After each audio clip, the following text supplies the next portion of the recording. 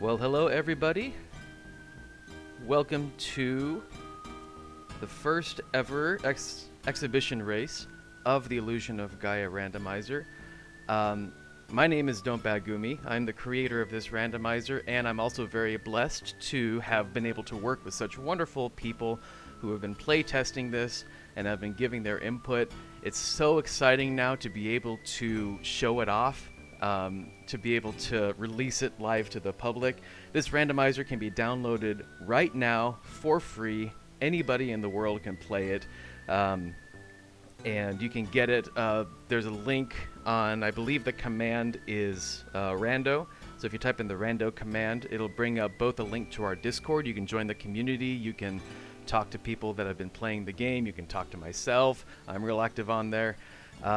And there's also a link to the GitHub page where you can download the randomizer for yourself. It's an executable format for our Windows and Linux users, and for our Mac users or anybody on any other platforms. As long as you have Python installed, you should be able to download the Python scripts directly and run them. Everything is open source. So that's the situation there. So theoretically, you could be playing the exact same seed that we're running right now. Today's race, we have set up two back-to-back races. Our first race is going to be on easy mode. There are 4 modes of difficulty. There's easy, normal, hard, and extreme. We're going to be showing you both sides of that spectrum. So we're going to be starting off with an easy mode race between our runners DJ Tifa Heart and Psy990, both wonderful folks who have been really active in playing the game, really active in finding bugs. It's kind of our inside joke in the Discord that Tifa and Psy are both the ones that tend to break the game the most often. So if there are any bugs that are found in this race, it's going to be probably in this first part. So we're all just going to pretend like we didn't see anything if anything comes up.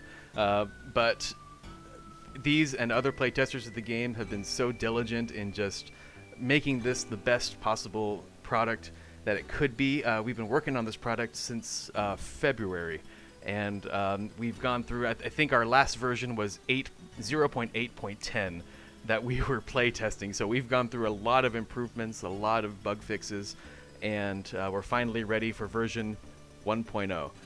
And so here we go. Yes, thank you, Somerset Jayhawk, for the prayer. Please don't break it. We want to give everybody a great experience. But it's been pretty solid. It's been, again, thanks to the remarkable work of our playtesters. Before we get started, I just wanted to give a shout out again to the community. Shout out to everybody watching. Big shout out to RPG Limit Break for allowing us to be able to showcase this game. To be able to share it with the public, to share publicly the private work that we've been doing on the Discord and on individual channels, playtesting and working through the game.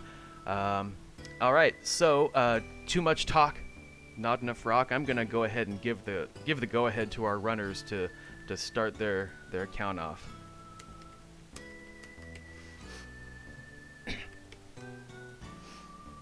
All right, so they are going to count themselves off pretty soon. While they're doing that, let's talk about what's actually randomized. So, all right. So obviously, all items are shuffled. All item locations are shuffled throughout the game. We've also had to randomize. Well, we've had to change the nature of the game, really. Excuse me for a moment. Because it's a very linear game. Oh, and we're off to the races. It's a very linear game, those of you that have played. And this particular mode, 2, 4, 5, and 6. Alright. So, this is Dark Gaia mode, meaning that the goal is to defeat Dark Gaia. In order to do that, you are required to find Kara. She's captured in the painting, just like she is in the vanilla game in Ishtar's puzzle. And you have to find the magic dust in order to do that. And you also need to collect a number of mystic statues, which can be randomized and it can also be specified. These are 4 statue seeds, so they need to get 4 of the mystic statues in the game. So it looks like the statues they need are 2, 4, 5, and 6. That's Viper in the Sky Garden. That's Sandfinger in the Great Wall. That's the Mummy Queen in the Pyramid, and that's the Boss Rush in Babel Tower. Or alternately, they could go to the secret dungeon in Jeweler's Mansion and get the 6 Mystic Statue that way.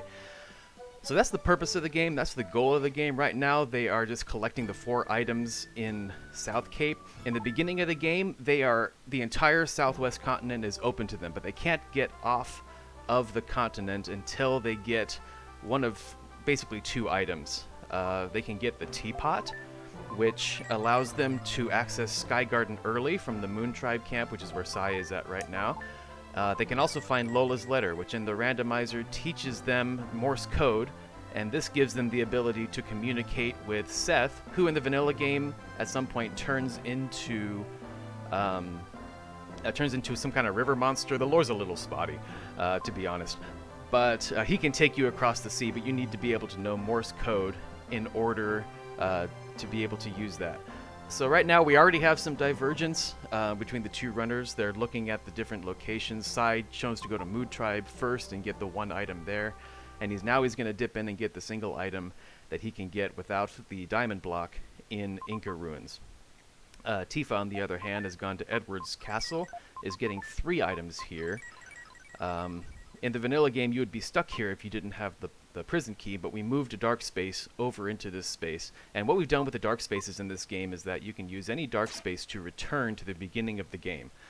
So that helps kind of break open the linearity of the vanilla game. The vanilla game is incredibly linear. Pretty much once you see an area and you leave it, you're never coming back to that area.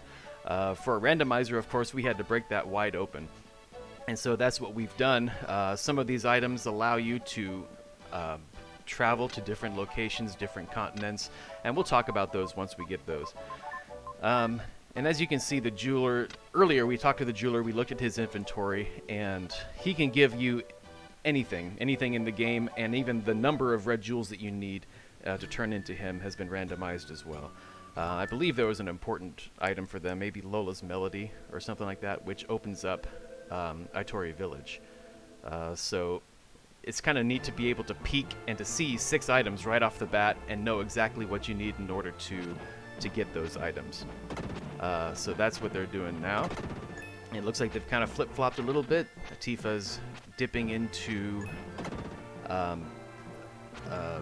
Inca Ruins.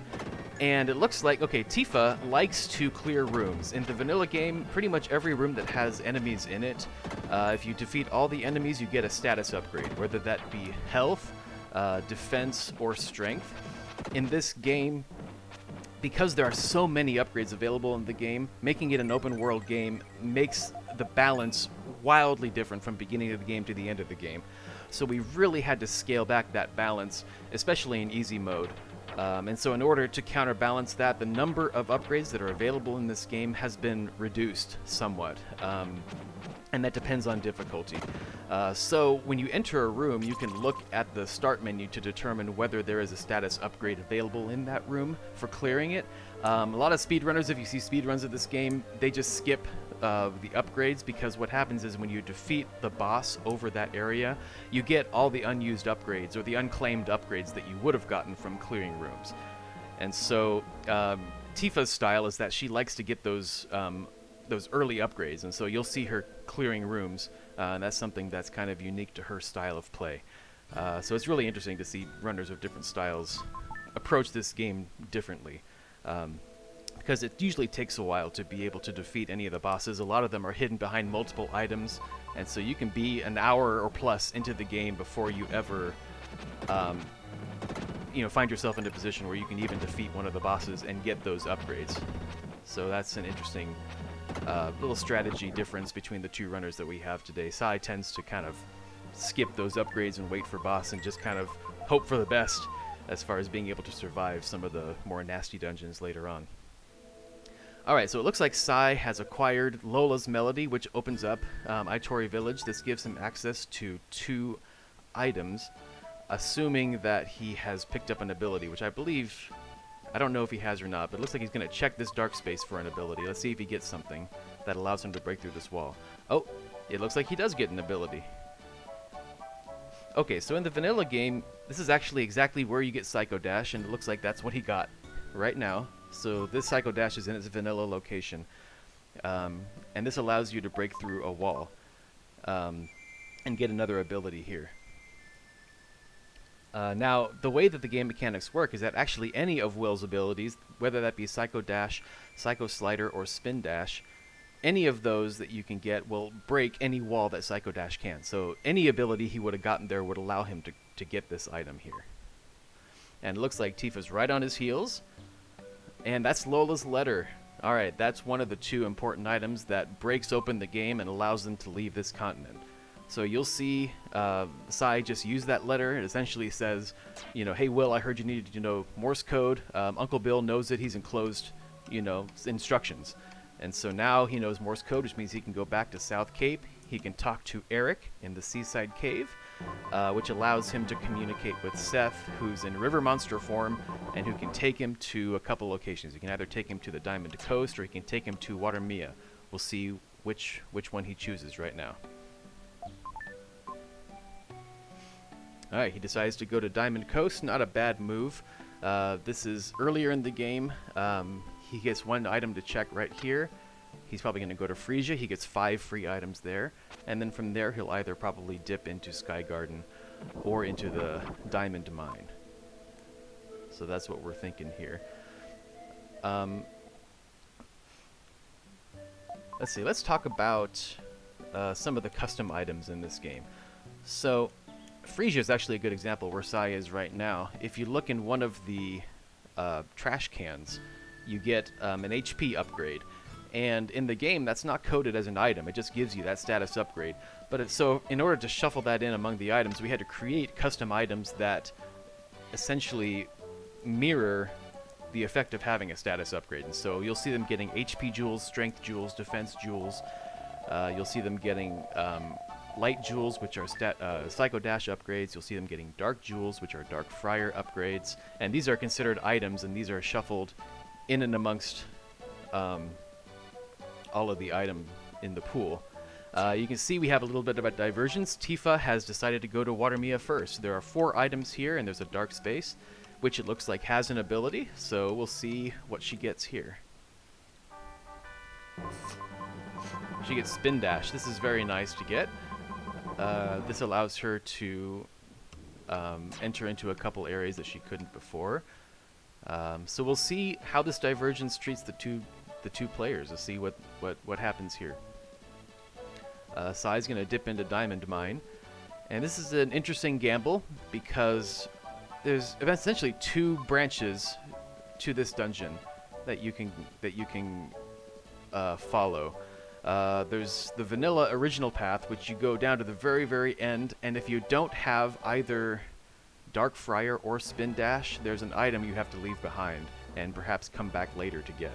And I don't believe he has either of those right now. We know that Spin Dash is in Watermia, which he skipped, so he doesn't have that. But there are 2 dark spaces that he'll be able to check for an ability. So he's kind of gambling on getting Dark Friar in this dungeon. So we'll see if that gamble pays off. If not, then he will have to come back later to get that one item. The other branch requires you to have the elevator key, which neither runners have. So he'll probably be coming back to this dungeon later on once he gets that item. Alright, in the meantime, Tifa's cleaning up her item collection in Watermia. And from here, she'll probably, if I were to guess, dip into Great Wall. She does have Spin Dash, which allows her to check more of that dungeon.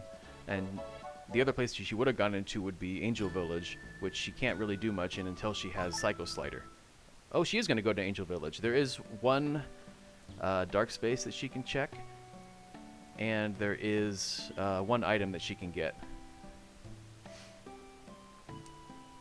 Alright, so in the meantime, Sai is going through this horrendous room in order to check these 2 dark spaces. He's very much wanting to see either Spin Dash, which we know is not there, or Dark Friar, which very well could be there. So we're hoping to see Dark Friar in there, so that Sai's gamble will have paid off here.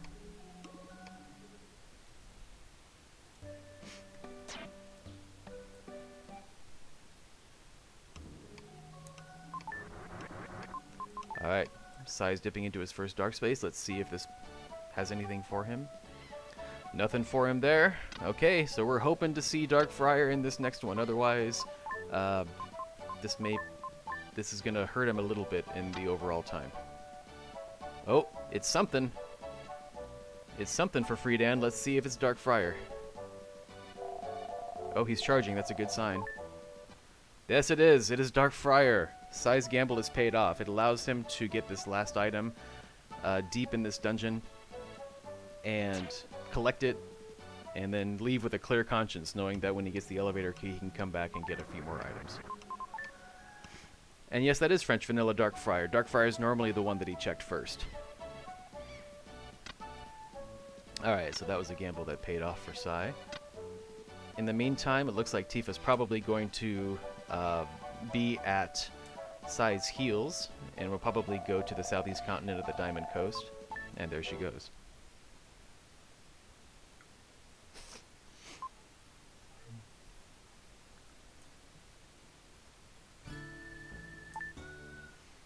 Alright, and it was an herb. Let's talk about herbs. So, in the vanilla game, at least in the US version of the game, an herb can be used to replenish your hit points. You get 8 hit points for each herb. There are 12 herbs in the game. In easy mode, we've actually made the herbs closer to, in the Japanese version of the game, you actually get a full HP fill. And so, that's how it is in easy mode. In normal mode, we're at 8. In hard mode, we're at 4 HP, and then extreme mode, they only give you 2 HP back. So when we get to the extreme race, you'll probably see runners jettisoning them from their inventory to make room. Inventory management is actually very real in this game. You have 16 inventory slots, and the logic of the randomizer actually considers how many slots you have so that you can't soft lock yourself by collecting too many key items that can't be offloaded. So being able to decide where to go, where can you go where you can offload the most key items and free up space in your inventory. That's a very real part of the strategy in playing this randomizer. So that's going to be something that maybe we'll get to see later on. Sai has, by way of Nazca Plains, gone to the Sky Garden. And there are a number of items that he can get, and now that he has Dark Friar, he's actually able to full clear this area. So it was good that he put this off. Looks like Tifa is dipping into Diamond Mine. She will get Dark Friar from here as well. And after that, it is a good... Oh! The closer we come to the negative to death, the more we blossom Montgomery Clift. We've programmed into the randomizer random death quotes. So they have a gentleman's agreement, among our runners that the first time they die, if they remember, they allow us to kind of showcase, what death quote we had for this particular seed. I think we have over 50 that get randomized, and so every seed you'll get a different quote every time you die. And that's just a little fun thing that we threw in.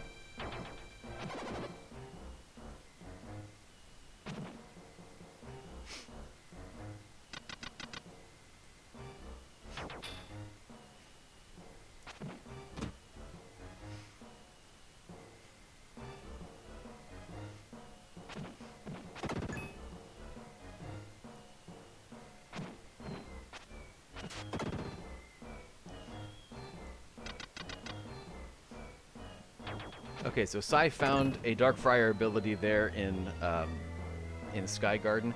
He doesn't really want it. He actually has all the Friedan abilities that he needs to complete the game. Aura Barrier, which is the second one, is universally determined to be useless. No one ever likes to see that. Earthquaker, which is the other ability, has one use in the game. And that is to get past this one area in Angkor Wat, which is one of the minor dungeons of the game. But there's a way to cheese it so that if you have Dark Friar, you actually don't even need Earthquaker. So Sai opts not to waste the time in getting whatever it is, whether it's Aura Barrier or Earthquaker. He says, you know what, I'm good. I'm gonna save the time. Ooh, and Sai just found the Memory Melody. Alright, so in the randomizer, Memory Melody is one of the most important items you can get as far as overworld movement is concerned. The way that we've coded it in the game is that Neil who is kind of like the Leonardo da Vinci character, you know, who's invented all this stuff. One of the things that he's invented has been an airplane.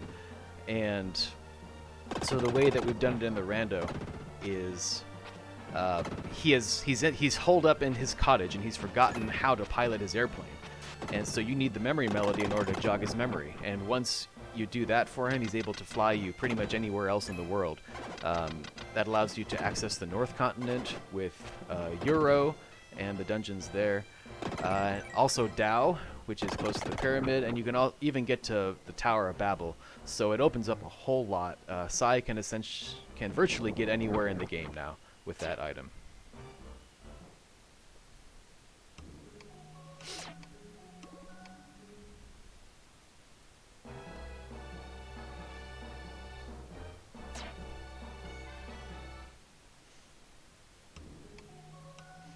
Alright, and here's Tifa picking up her Dark Friar.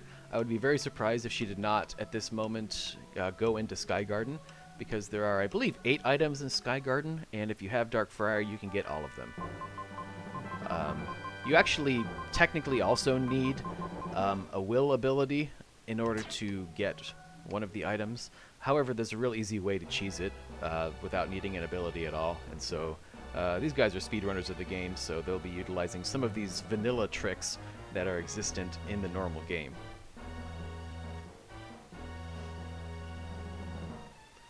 Alright, so there's an example from Sai. He got an HP jewel. If he uses that, he gets an additional HP. And actually in the easy mode of the game, they act as an herb, so they fill your HP to the full.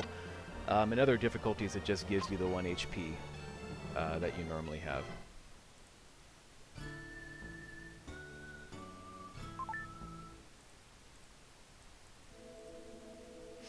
And yep, Tifa is going into Sky Garden, so we'll have both runners in Sky Garden getting all these items and abilities. Oops, Sai's in a little bit of trouble and he takes a death. That's not too bad. I would say that Sai has a bit of a lead. I think they've been to all the same places together. But that's a perfect example of how the strategies of these two runners are going to, you know, diverge a little bit. Tifa wasted a little time. Some people might say wasted. Some people say it's a gamble to clear those rooms and to get those early abilities. Looks like she has more hit points than Sai does because she chose to do that. So that gives her a little bit more staying power in a lot of these dungeons.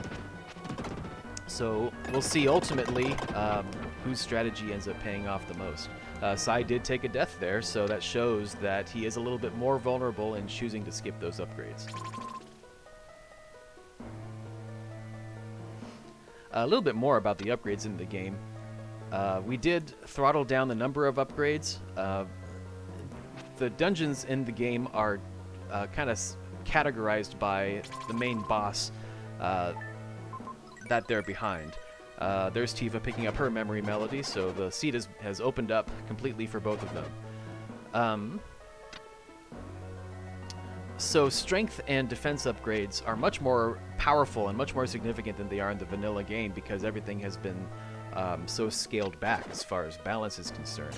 So to kind of simulate that on the hit point side, because getting 1 hit point compared to getting a very strong strength or a defense upgrade is kind of a letdown. So every upgrade that you get from clearing a room that's an HP upgrade, you actually get 3 additional HP. So that explains why Tifa's HP is so much higher than Sai's after only clearing 2 rooms. She had gained an additional 6 hit points from just the 2 rooms that she cleared. So there are 6 major dungeons in the game, for which you get the 6 mystic statues, and there's a major boss at the end of each of them. And there are 5 minor dungeons. And so each boss, essentially, on average, has 2 dungeons, a major dungeon and a minor dungeon, underneath them. And in easy mode, you're guaranteed to have 4 total upgrades among those the rooms in those 2 dungeons. Towards the end, it's just 1 dungeon because the dungeons get rather large. But that's how it works. So Viper, who is the boss of Sky Garden, inherits essentially the room upgrades from Diamond Mine and from Sky Garden. Let's see. Oh, Tifa opts to take this ability. Let's see if it's Aura Barrier or Earthquaker. Sai decided to skip this ability when he got it. Aura Barrier! Can we get some rage emotes in chat for that Aura Barrier? No one likes to see that.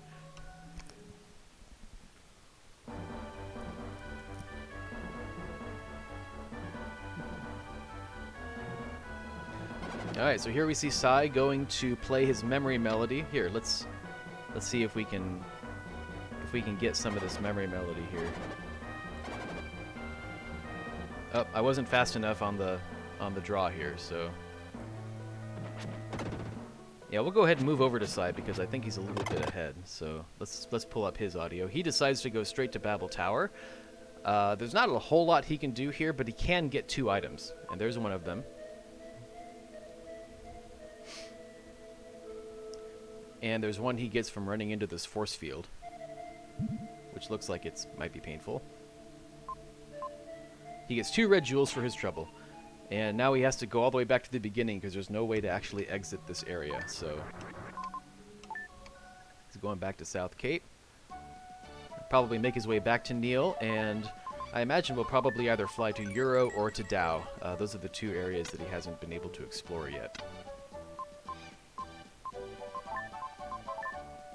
Alright, double checking the jeweler. The only thing good for the jeweler that they can get is going to be that journal. So the Father's Journal tells you the hieroglyph order for the pyramid. You get 6 hieroglyphs tiles that are scattered throughout the game.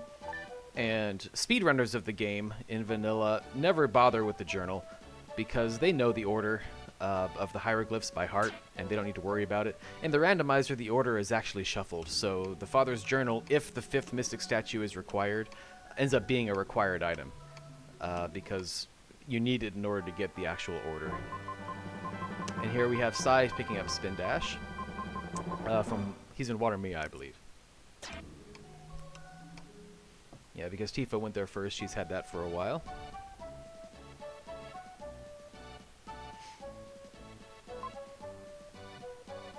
Alright, Sai got a mine key, which allows him, once he gets the elevator key and the other mine key, that means that he can go back and full clear the diamond mine. He gets a red jewel from Lance. Here we see Sai cleaning up where Tifa has already been. Tifa's already gotten all these items. Oh, we see Tifa clearing one of these rooms out. We'll see in a moment what she'll get for her trouble. Probably hoping for a strength upgrade at this point. She's gotten 2 HP upgrades.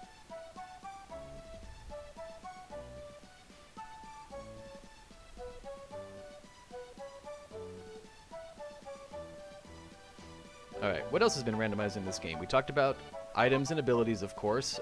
Virtually any dark space can have one of the 6 special abilities in the game.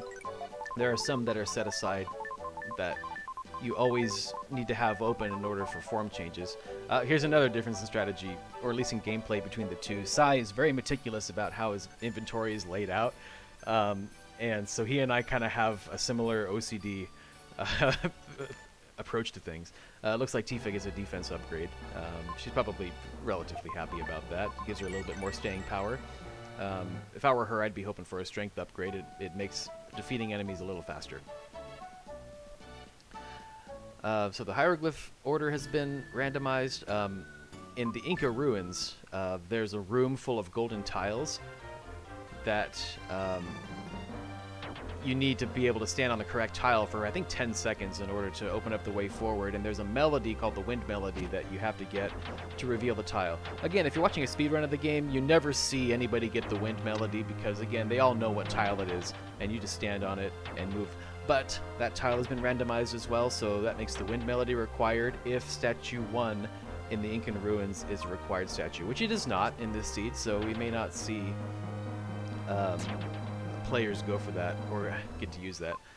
Sai is now in Great Wall of China. He took an intentional death there after getting that item, because if he has Spin Dash, it's actually faster to warp back to the beginning and just Spin Dash over it instead of having to climb through that room again.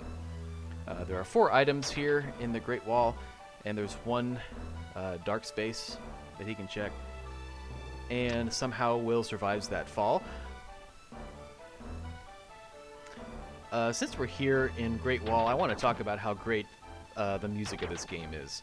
The name escapes me of who did the music for this game. Someone in chat probably knows.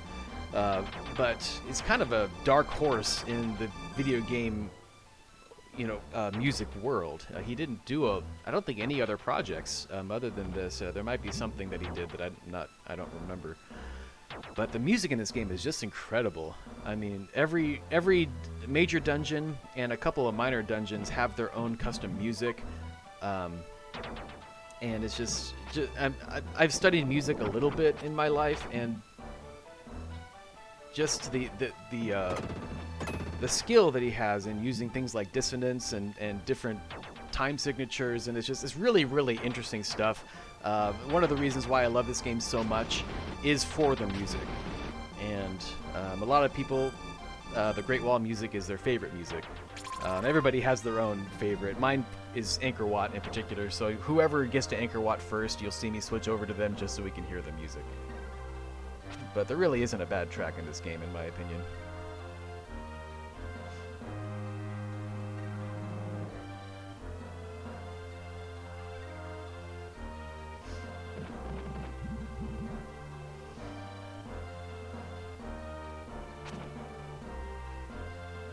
I feel like there's something else that's randomized in the game, but I'm forgetting to mention. But I'm sure it'll come up. So yeah, the nice thing about the randomizer is that there are areas of the game that you never see in a speedrun because, again, the players never need to go get those items. You saw a little bit from Tifa, a little bit of meat shielding through those enemies. She has that luxury because, again, she's been collecting upgrades as she goes. So that allows her to be a little bit more gutsy when it comes to her strategy there. Sai showing off the swag guard dash that you can do in this game. If you do a certain series of inputs, you can be guarding as you're running, and it looks like a really cool animation.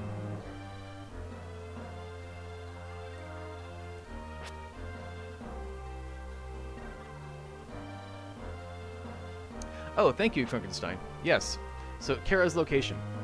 So in the vanilla game, there's a point where Kara is trapped in a painting, and I mentioned in the beginning that this is a requirement to beat all Dark Gaia seeds, because in the lore of the game, you are required to combine strength, essentially, or combine abilities with Kara. It's revealed that Will is the Dark Knight, and Kara, for whatever reason, is the Light Knight. And then when their powers combine, and you have the Mystic Statues, you can unlock the Firebird ability, which allows you to defeat Dark Gaia. And so we've kept that lore in this game. You have to rescue Kara from her portrait in order to be able to face Dark Gaia. However, Kara in the vanilla game is caught in the portrait at the end of the Angel Village dungeon. We've moved her to a number of, she can be in a number of places. There are 5 minor dungeons in the game that don't give you Mystic Statues for completing, and so to give them a little bit more play, we have randomized Kara's portrait location to be at the end of one of those 5. So we haven't gotten any indication of where she is here yet. There are a number of spoilers that you can find that maybe give some hints, but if you find Lance's letter, which is one of the items, then Lance will tell you explicitly, where Kara's portrait can be found.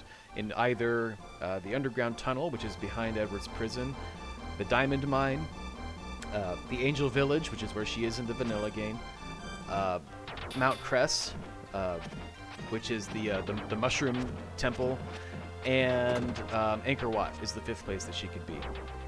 Sai taking a few unfortunate deaths here, having a little bit of a struggle with getting through. I think he's ready to fight Sandfinger, which is the first boss that we'll see. Statue 4 is required. So he will be fighting Sandfinger and getting some upgrades for his trouble, which is nice. And we'll also get our first Mystic Statue.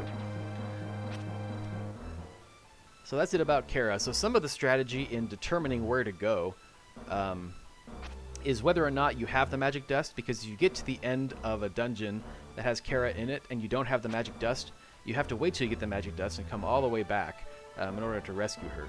So that's something to think about. You know, if you're dipping into a dungeon that could have Kara in it and you don't have the dust, you know, maybe you might go elsewhere hoping to find that dust, so that, you know, that removes the possibility of you having to dip through that dungeon, you know, an extra time to get to the end of it.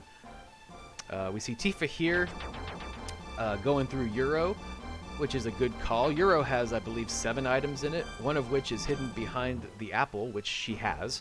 So she's able to full clear this, and also check this dark space. She's still looking for Psycho Slider. Both of our runners are. We don't know where Psycho Slider is.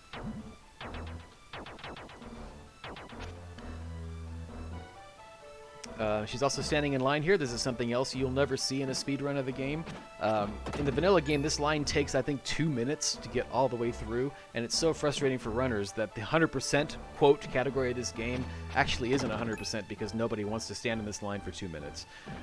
In the randomizer, we've made the line move much faster so that you can get these 2 items without having to waste 2 minutes of your life.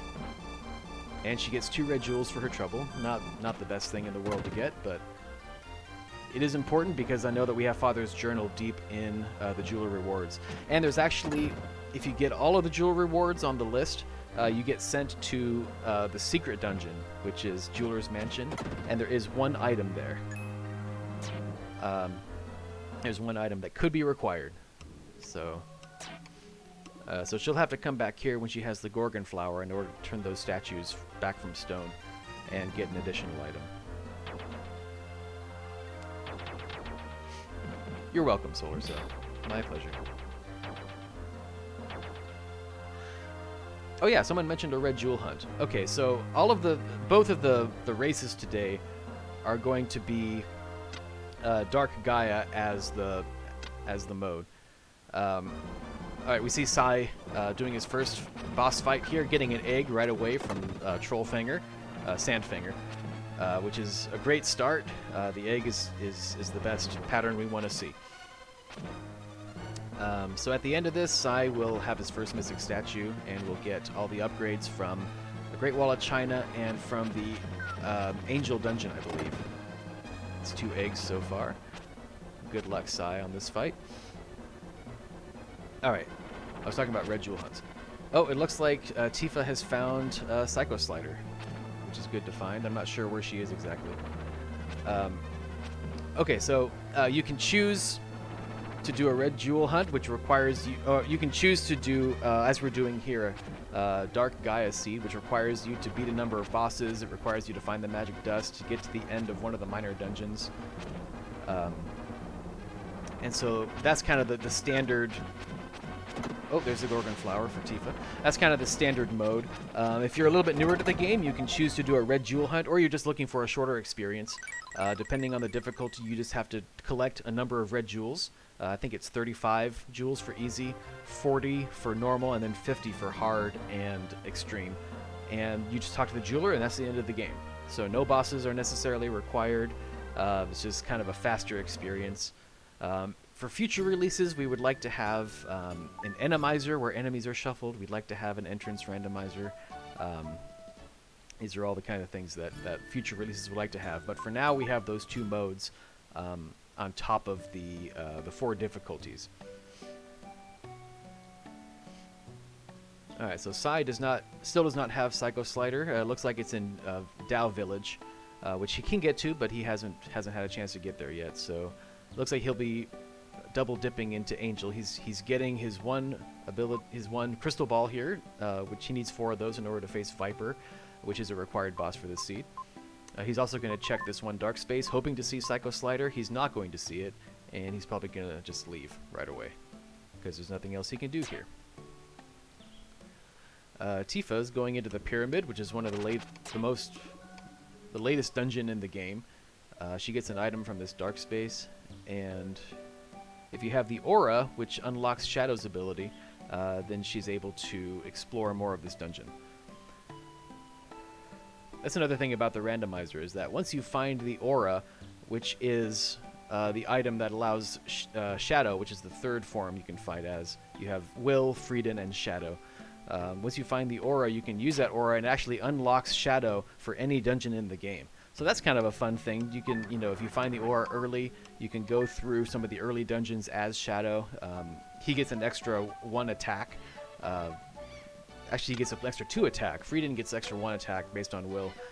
So that's pretty fun to see, Shadow running through the Inca ruins or anything like that. Tifa has just gotten her father's journal, and so she's taking this moment to copy down the hieroglyph order, and then she'll probably throw it away so that she doesn't have that space taken up in her inventory. But then once she gets to the pyramid, she can drop off some of those hieroglyph tiles and make sure they're in the proper order.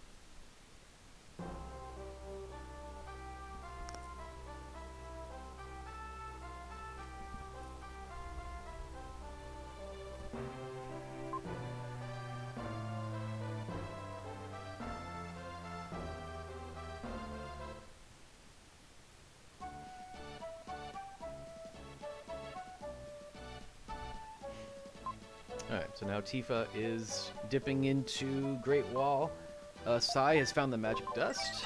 In Euro, it looks like Tifa has it as well. So once now that they can go into minor dungeons without any fear of finding Kara and having to come back when they find the dust. So that's a nice thing for them to have. I don't think we've received any indication as to where Kara is yet. No one has found Lance's letter, and no one has gotten to the end of a minor dungeon to be able to check to see if Kara is there. I wanted to shout out to Solar Cell and to Mr. Freet, who are going to be they're going to be doing the race after this at extreme difficulty, and that's going to be a really fun race. I'm looking forward to that. But they're in chat right now answering all these questions that people have about the randomizer, freeing me up to just focus on commentary, which I just so appreciate. Thank you so much, gentlemen, for answering questions from the point of view of folks that have been in the community for almost since the beginning. I really appreciate the work you guys are doing.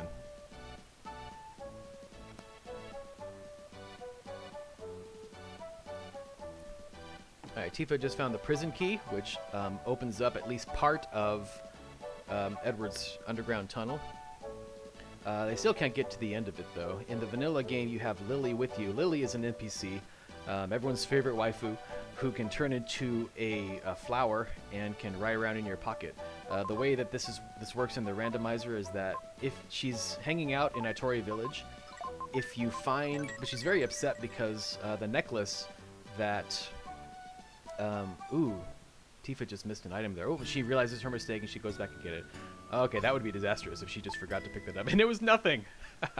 Okay, so... Alright, so there are 2 chests in the vanilla game in the Dungeon of Mew that are just empty chests. And the whole reason they're there is to teach you of this gimmick in that dungeon where you have these 2 statues looking in an area and there's an item there, and that's supposed to teach you where to look for the Statues of Hope. But we left those empty items in the item pool, so there's 2 nothing items that can show up anywhere, and it's kind of disheartening to see those show up, and also kind of hilarious. It's nothing. Anyway, so back to Lily. So Lily is in Itori Village, which, by the way, you can't even get to until you get Lola's Melody. But once you get Lola's Melody, you'll see her there, and if you talk to her, she'll say she's very upset because she's lost the necklace that Lance made for her. So, if you find the necklace and bring it back to her, she'll be so relieved, and she'll turn into a flower, and she'll stay in your pocket, and that allows you to progress to the end of the underground tunnel, because she's needed to coordinate pushing the switch with you on the opposite side of the room, and it also gives you 1 item in the Seaside Palace. She's able to go into a coffin and retrieve an item for you. So if Kara happens to be in the underground tunnel, then the necklace and Lola's Melody and the prison key will all be required in order just to get to the end of that dungeon. We see Sai picking up Psycho Slider. Both runners have every ability that they need now to complete the game, because again they're probably going to be using the Dark Friar glitch in order to get through Angkor Wat if it comes to that, and they won't need Earthquaker to do that. So we won't see them checking any more dark spaces unless they're going to be using them to warp back to South Cape or to have a safety save. So yes, we're talking about the number of upgrades. So again, almost every room in the vanilla game has an upgrade. In this game, we've scaled back the number of upgrades significantly because we've had to balance the game to make it more open world. If you leave the balance as it is, the end game boss, the end game, just even the regular enemies are so ridiculously powerful that if the seed forces you into late areas early, there's really, I mean, it's essentially one-hit KO, and you're too weak to be able to do much damage to them at all. So everything has been scaled down, and accordingly, the number of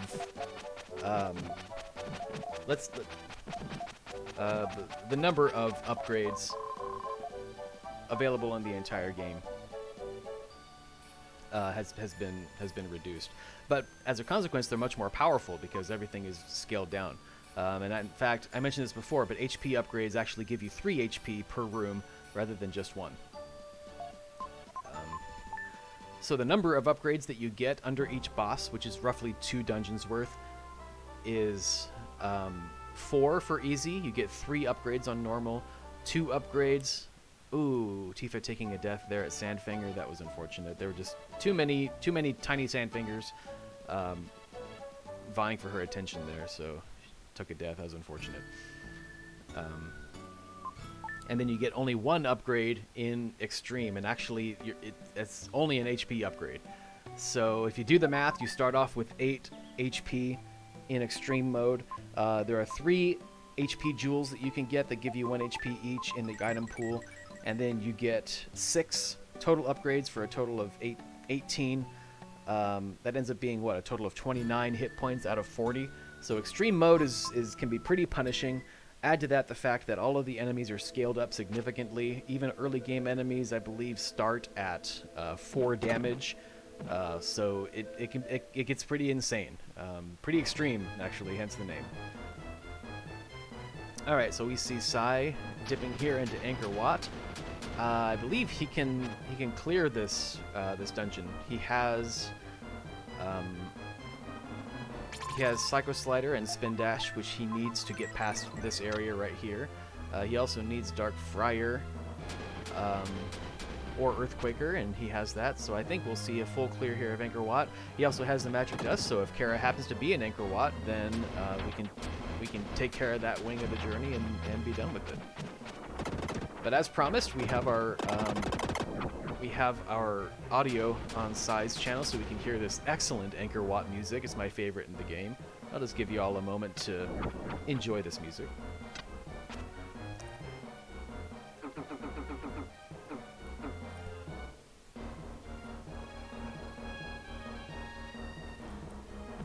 It's beautiful.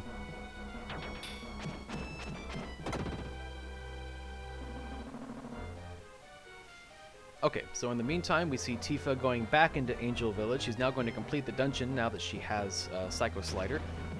There's quite a few items here that she can get, which is nice. Also, this is the other thing that I was trying to remember earlier that was randomized. At the end of this dungeon, there is a puzzle where you have to look at these series of 2 rooms that are identical, save 1 change. And again, in the vanilla game, you don't see runners pay a lot of attention to it because they know what the difference is going to be, and they know exactly where to put the cursor to say where the change is. And here, that's been randomized as well. There have been a number of, I think, between 6 and 8 different types of changes between the 2 rooms that can show up in any of the 4 puzzles. And so we'll see them paying a little bit closer attention to try to determine what's different about the 2 rooms. So that's a fun thing. And shout out to Sai, who's running here on the right. That was his idea, much to the chagrin of the other runners, to throw that in. And so we made that happen. That was a lot of fun.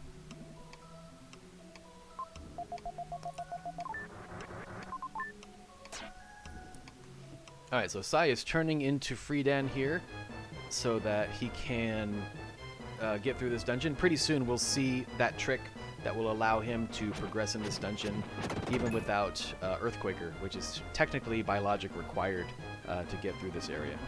Actually, I take that back. If you have the second upgrade to Dark Friar, which allows you to control when the fire burst happens, it's actually pretty easy to get past this area. So if he happens, I'm not sure how many of those upgrades he has, but he's lining it up to be able to take advantage of this glitch. you're intended to jump down where that Gorgon just jumped down and use the Earthquaker ability.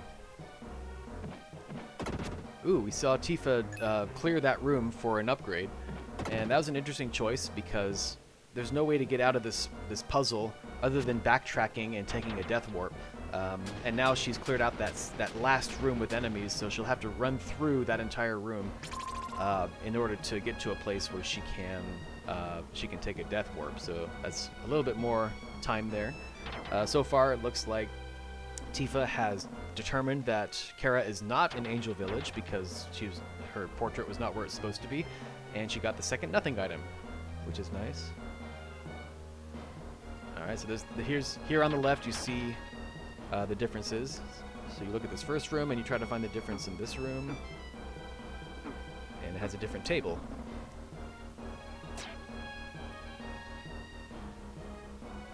Ooh, she finds an herb here. If this one also has an herb, then there's going to be a change in the room. It doesn't look like it, so the chest must have something different in it, and it does. Oh, she has to clear some room in her inventory, and she eats an herb to clear that room. And the last room in the puzzle, there's an extra rock there on the left, and she correctly points that out. She passes the test, and she gets one final item here at the end.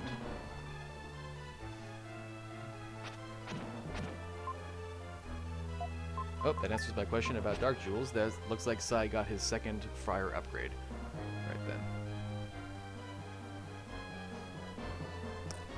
Alright, now we're talking about Dark Jewels in the chat right now. Let's talk about that. So normally, yes, there are 50 Dark Jewels in the game, and you need all 50 in order to get to the end.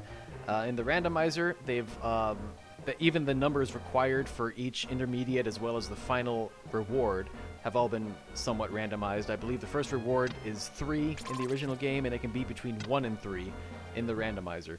And that goes all the way up so that your final reward, I believe, is between 36 and 50.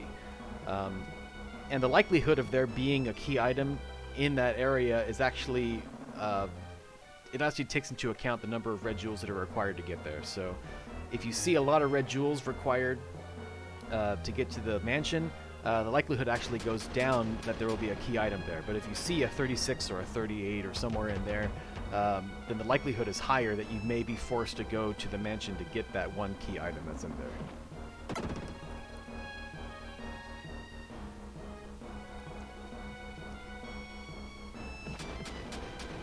Alright, here on Sai's screen, oh, he found the elevator key, which is lovely. That opens up 2 more items, at least. Yeah, 2 more items. If he had the second mine key, then he would be able to clear that dungeon, but alas, he does not. But it gives him access to 2 more items, which is nice. And he just picked up what we call the Forgotten Chest, because I don't believe it's picked up in any speedrun. And it's kind of out of the way, and it's easy to forget to go there, so in the spoiler log, we call that the Forgotten Chest. By the way, every time you roll a seed for this randomizer, you get a full spoiler log that if you're new to the game, we saw Sai just check to see if Kara is here, and she was not. You see, okay, now you see where the inventory space is becoming an issue. He has a lot of key items and not a lot of opportunity to get rid of them.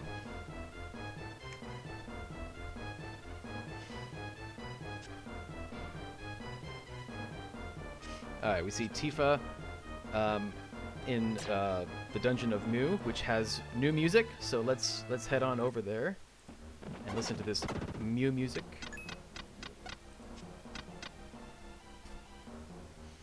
Alright, this is everybody's favorite dungeon, Kappa.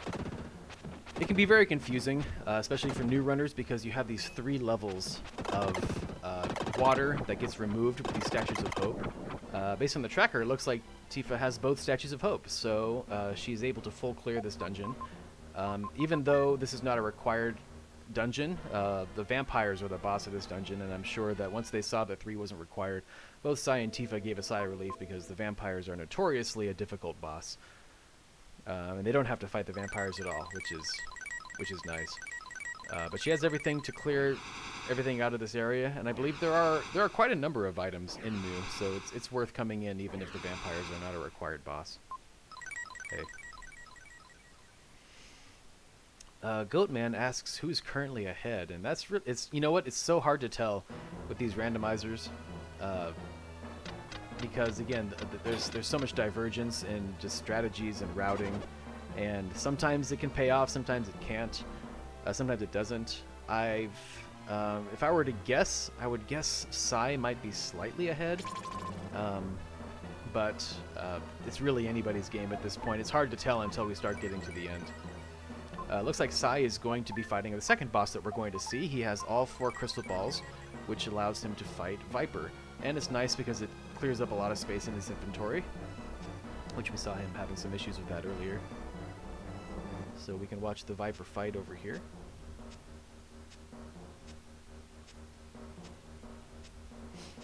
Now again, if you have the aura at this point and you wanted to take a moment to backtrack through this dungeon and find a dark space where you could change forms, you could actually do this fight as Shadow, which instead of doing 1 damage per hit, you will end up doing 3 damage per hit, which makes this fight a lot faster.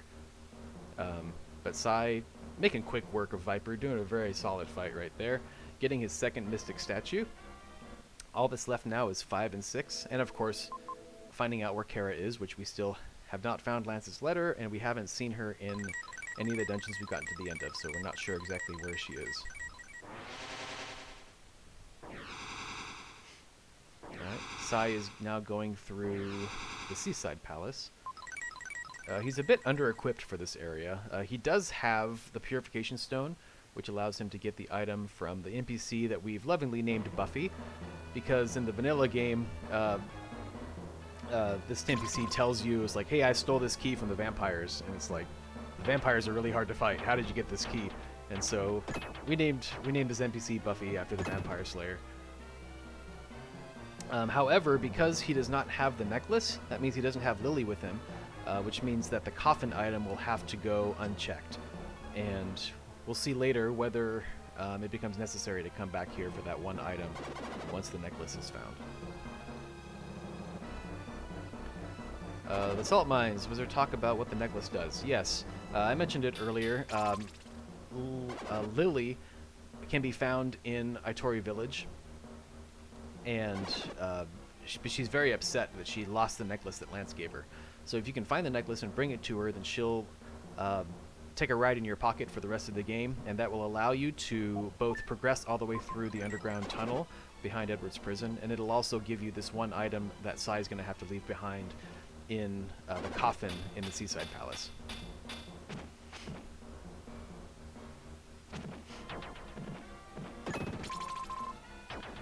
Alright, Tifa finds the crystal ring, which once she finds the aura will grant her access to the Tower of Babel.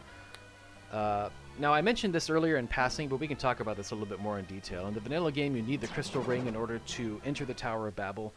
And the Tower of Babel is essentially a boss rush where you face all the bosses from earlier in the game at higher difficulties, and at the top you get the 6th Mystic statue. The 6th statue is required for this seed, but what we've done in the randomizer is we've made it to where, just like in the vanilla game, if you defeat Solid Arm, who is the final boss of the Jeweler's Mansion hidden dungeon, then he will actually warp you to the top of Babel Tower and allow you to skip the boss rush in order to get that statue. So it's kind of a strategic choice. It's generally somewhat easier to do the boss rush, some would argue, but it takes longer. And also you require a whole lot of, I think 49 red jewels in this seed in order to even get to Solid Arm. So depending on how the logic turns out, we may see the runners opt to actually do the Babel Tower climb, or they may skip it and go through the more difficult but potentially faster mansion in order to get that 6th statue.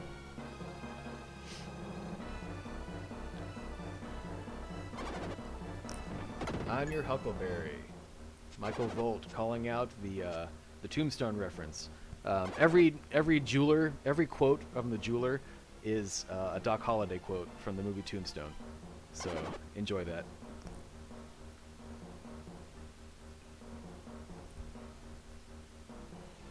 Yeah, if we see if the runners do decide to go after Solid Arm, we'll get to see his death text at the end.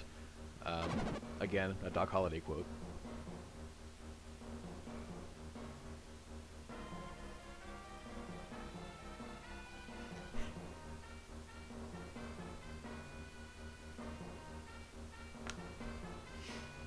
Okay, so we see Sai going back into Inca Ruins. We were here earlier to pick up a single item. He now has the diamond block, which allows him to progress through this dungeon. He does not have the wind melody, nor does he have either of the Incan statues. But that really doesn't really matter a lot, because he'll be able to get all the items in this area without issue. The wind melody gives you access to one dark space, and then the 2 Inca statues beyond that give you access to the boss. And they have all the abilities they need, so they don't need the dark space, and they don't need Mystic Statue 1, so they won't need to fight Castoff. Now, there is a possibility, because there is one item hidden behind Castoff. Defeating Castoff, who's the boss for Inca Ruins, and the protector of the first Mystic Statue, takes you to the gold ship, on which there is one item. And so it is possible, even if the first statue is not required, the seed may want you to defeat Castoff anyway in order to get to that one item on the gold ship, so that you can progress through.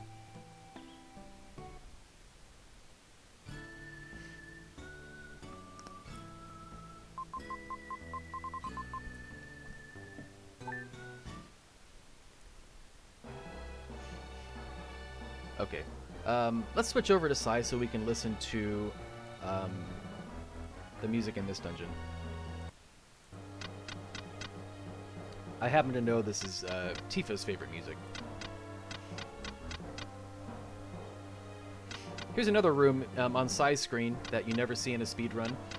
The only reason one would go here in the vanilla game is to acquire the wind melody, which again reveals which gold tile you have to stand on in order to progress. But now that item has been randomized, so it can be anything. So you'll see players actually going into this area in the randomizer. And also concerning the wind melody, it is a required item if you need the first statue, because the actual gold tile that illuminates has been randomized.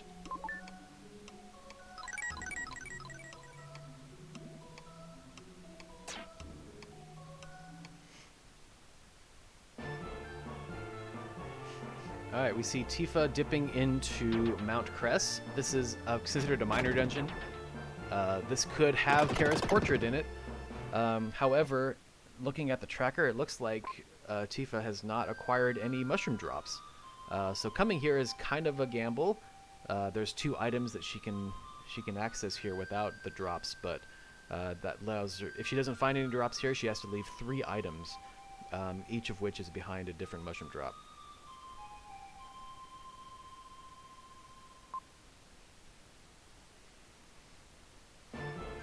Thing about the melodies in this game, there are 3 melodies in this game, and 2 of them are actually from the background music of the different dungeons. If you notice, the wind melody that was just sung by that statue is a rendition of this Inca Ruins background music. The memory melody, which from the lore of the game comes from Sam, who is kind of inferred, is from the Angkor Wat area. That music is the same as the Angkor Wat background music, so that's a cool little tidbit that the devs threw in there. Alright, let's see what Tifa gets. Oh, it looks like she got, I think, a red jewel earlier and an herb, so no mushroom drops, which I think is what Tifa was hoping for, so she could at least get one other item. But now I think she's done here and she has to warp out.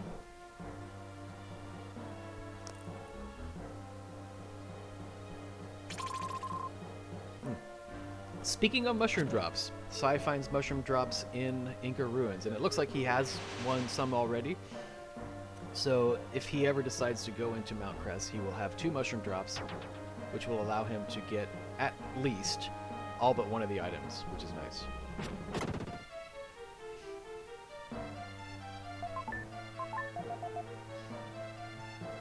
Alright, so Tifa is going back into Edward's prison. This time she has the prison key with her, so she's able to progress through the dungeon. This is another dungeon that could have Kara in it, but again, she won't be able to get to her because she does not have the necklace, and Lily is not with her. And she needs Lily with her to progress through. Oh, Lance's letter was found by Sai. Kara is in Edward's prison. So now we know where Kara is. Kara is actually in the area where Tifa is right now. However, unfortunately, Tifa would not be able to get to where she is because she does not have all of the items required of her. So we'll definitely see Tifa come back into this area later on.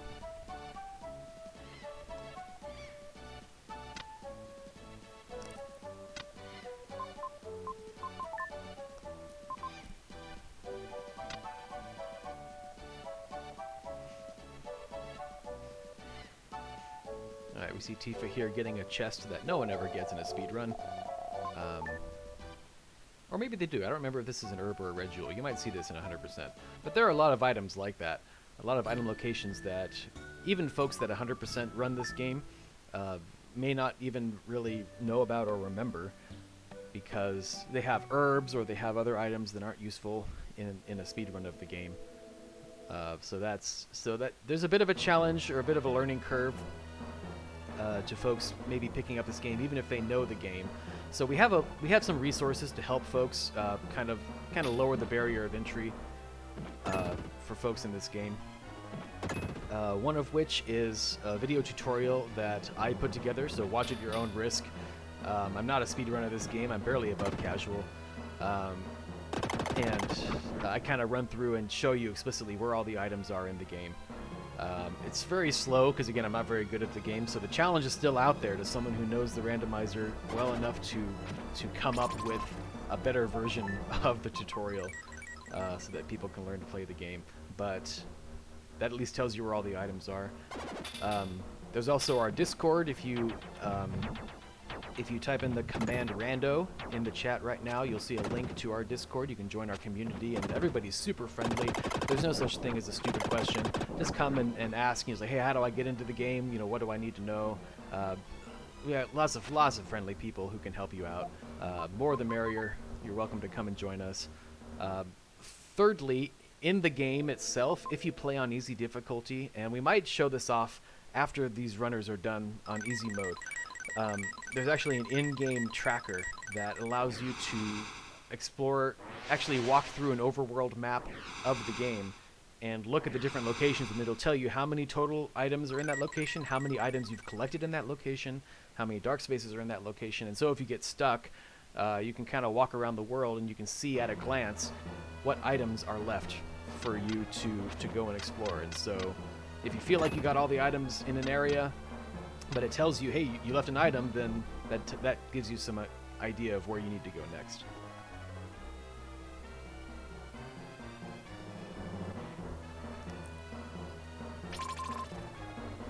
Alright, we see Tifa going through Angkor Wat. I love how divergent this game can get, watching a race between multiple runners, because once the game opens up, there really are a number of locations that you can go in and try. Something interesting about randomizing this game, I cut my teeth on randomizers on A Link to the Past randomizer, and in comparison, looking at the item pool between that game and this game, the rate of key items in this game is so much higher. There's an item pool of, I believe it's 110 items in the game, and of those, I believe all but I guess 20 of them offer some kind of progression, which is really which makes it play a lot differently than, say, A Link to the Past, which a lot of the items are, you know, red rupees or, you know, things like that. There are no rupees in this game. There aren't a lot of things like that. You have 12 herbs, you have a number of status upgrades, and that's really it. Everything else could open up progression to another area or another boss or something like that. And then you have all of these dungeons that require multiple items in order to get to the end of them. And so just the nature of the game, you see a lot of runs of the game where folks have to double, triple dip into these areas, because you go in there once to get an item, but you can't clear that place yet until you go somewhere else and get another item, and that's just kind of the nature of the game. I'm going to switch back to Tifa just because this music is awesome. Angkor Wat music is the best, and I will fight anyone who disagrees with me.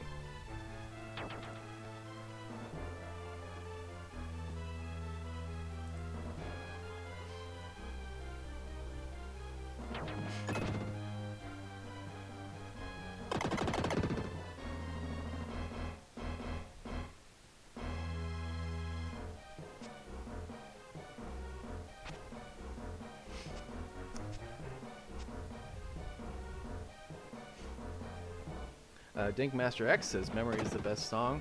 I tend to agree with you because Memory is based off of this Angkor Wat song, and Angkor Wat is my favorite music in the game, so ergo, you and I are in complete agreement. Sai just got the crystal ring that Tifa got earlier. Something that we did, you have two wearable items in the game, the crystal ring and the black glasses. The black glasses is required actually in Angkor Wat, which is where Tifa is right now. But again, speedrunners of the game don't need it. There's this one room that has these floating crystals that make it bright white, and you can't see anything. But again, if you're a speedrunner of the game, you're familiar with the room, and you can just make your way through without the glasses.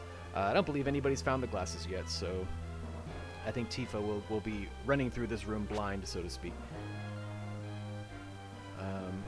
Not sure where Tifa's going, actually. There is a dark space over here that you can check, but maybe she's hoping to find Earthquaker over here. I'm not sure. Maybe she's not confident with her ability to do the skip with Darkfriar. So she's taking a little detour here to check to see if Darkfriar is in this dark space over here. Crazy Dude asks, you'll always require the glasses for that room, right? And the answer is yes. Logic requires you to have access to wherever the glasses are before it requires you to go through that room. Hey, look at that! Her gamble pays off. It looks like she's going to get Earthquaker after all. That's actually an interesting location for Earthquaker to be. I guess that's vanilla, isn't it? That's where Earthquaker is in the normal game. So good for her. Did I even randomize this? Yeah, sometimes I just can't be bothered. You know, sometimes just leave it. Leave an item or an ability where it is. I do love this game. I am excited about it, but sometimes my own personal laziness just kind of trumps everything else.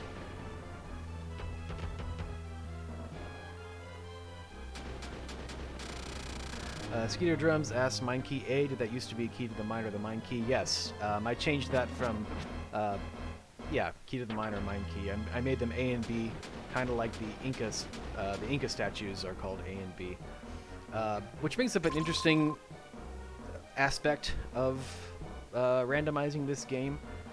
The way that item names are handled in chests there's this big array of different names, and it kind of looks up based on the item code when you open up a chest what name to bring up. And that space is limited, and I've added, I think, 7 additional items to the pool in order, like I mentioned before, to simulate the status upgrades, the multiple red jewels that in a vanilla game get sent straight to the jeweler. Those are now items. So I had to seed in a bunch of other names, you know, into that table. So I've had to be economical with how I chose different names. And so, you know, Mine Key A takes up less characters than you know, Key to the Mine. So just those kind of decisions. You know, same with when you pick up the Purification Stone, you'll see that it's called the Purity Stone, because again, you're just trying to fight for all those characters.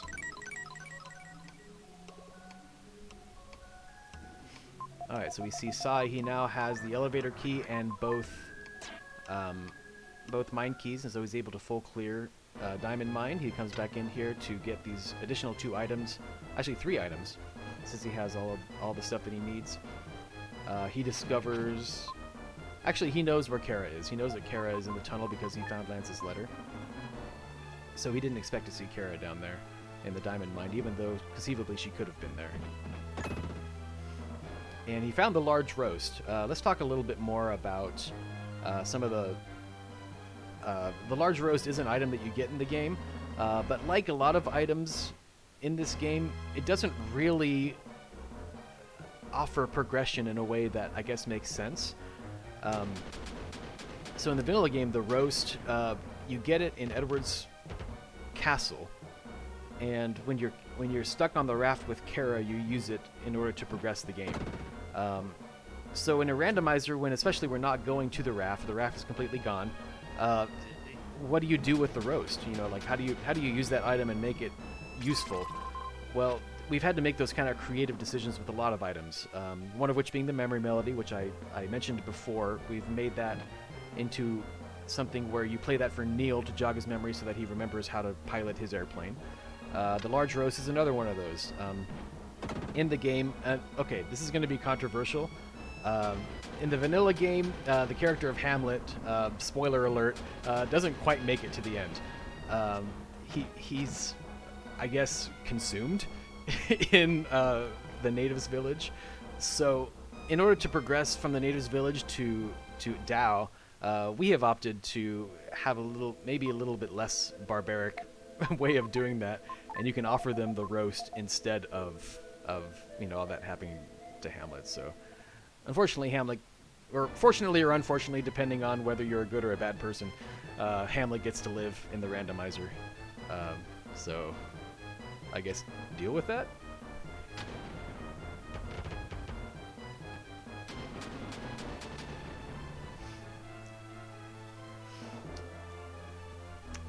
It's also fun to think of Hamlet in the 7 Degrees of Kevin Bacon game. I believe he'd only be 1 degree away.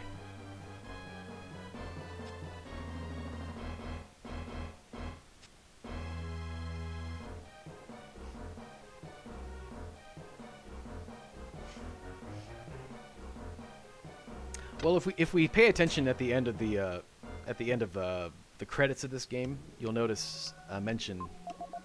Hamlet gets mentioned there.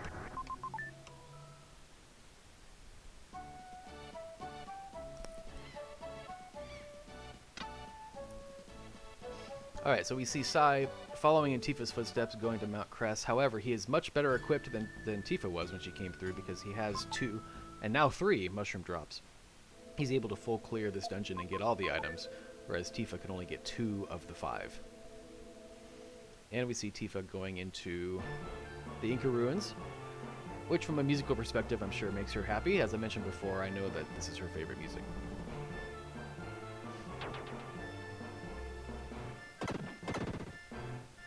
Joyzal says, watching the pig get roasted scarred me as a kid. There's something interesting about this this game and just the themes of it. It's actually kind of dark. There's a lot of really kind of mature themes. Every town that you visit has a kind of a dark secret to it.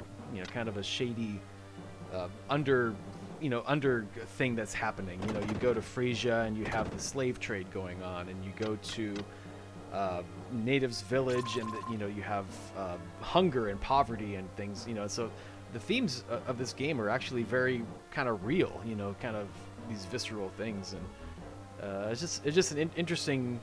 You know, maybe some could say ahead of its time, having these kind of themes in a video game for children.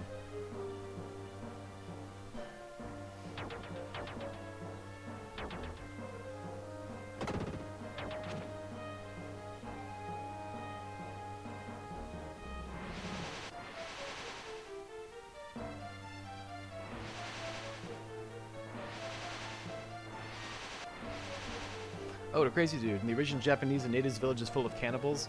Yeah, that's another interesting element of this game, is that there are lots of aspects of the Japanese version of the game that can be considered a little bit more edgy than the US version of the game. So it's interesting, if you're interested in this game, to kind of study those differences and see the choices that they made for the American market versus the Japanese market.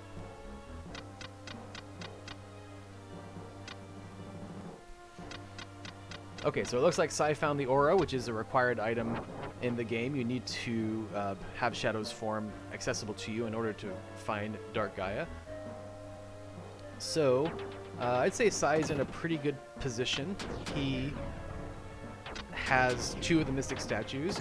He has the magic dust, and he knows where Kara is. Kara is in the underground tunnel, for which he will need the necklace, which he's yet to acquire. But he knows that that's a required item, so he'll be keeping an eye out for that. He has 5 of the 6 hieroglyph tiles that he needs to fight Mummy Queen, which is required for Statue 5. He has everything that he needs if he wanted to do the Tower of Babel climb. I don't know how many red jewels he has if he wants to fight Solid Arm instead of doing the Babel climb, but he can get the 6th statue now if he wants to. So really, go mode for Sai at this moment is the necklace, 1 more hieroglyph tile, and I believe that's it. If he gets those 2 items, he can complete the game.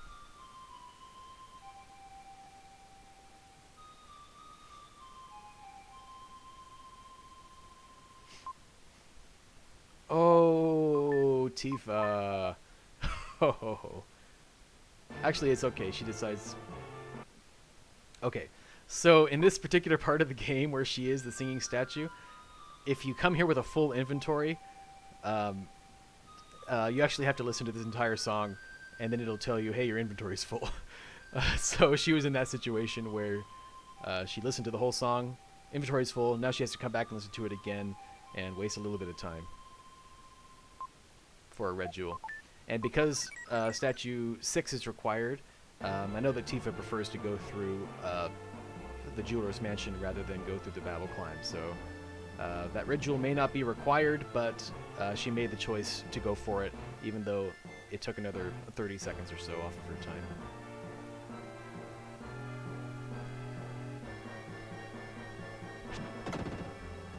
The melody was nice.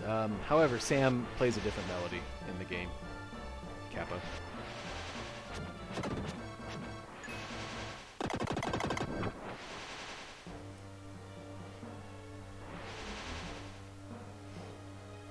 Alright, Sai's gonna go turn in his Gorgon flower here. Oh wait, no he's not. He did that already. I missed that.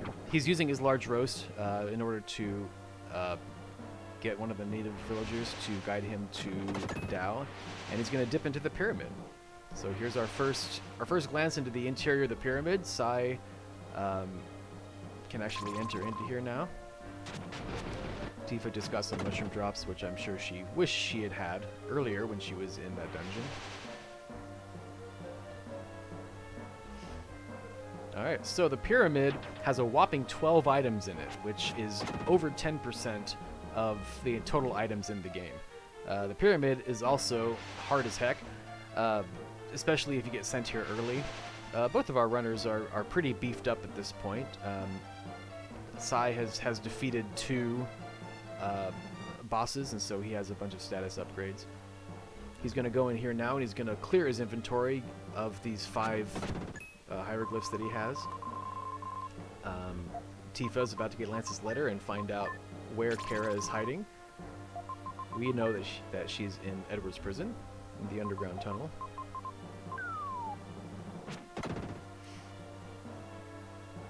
Okay, so Sai's gonna go down here and get his second item, 2 of 12. There are 6 rooms in this pyramid at varying levels of difficulty, and they also require different forms. There are some rooms that you have to be Shadow. There are some rooms you have to be Will. There are some rooms that allow you to choose. Like room 6, you could be any of them. Speedrunners always choose Will, especially if they have Spin Dash, because it's faster that way. There are actually some rooms that you could be Freedan in order to beat, but it's generally slower to do that, so we won't see Freedan at all.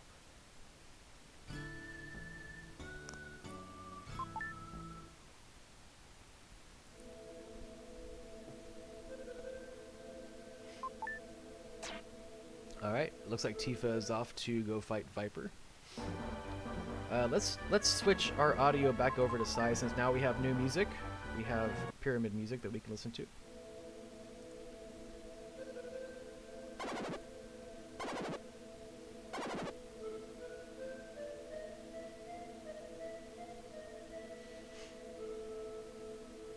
Okay, so I think Sai is hoping to find...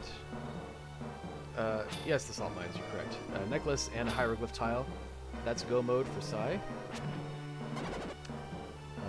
I think Tifa has the same go mode items. I think she's right at size heals.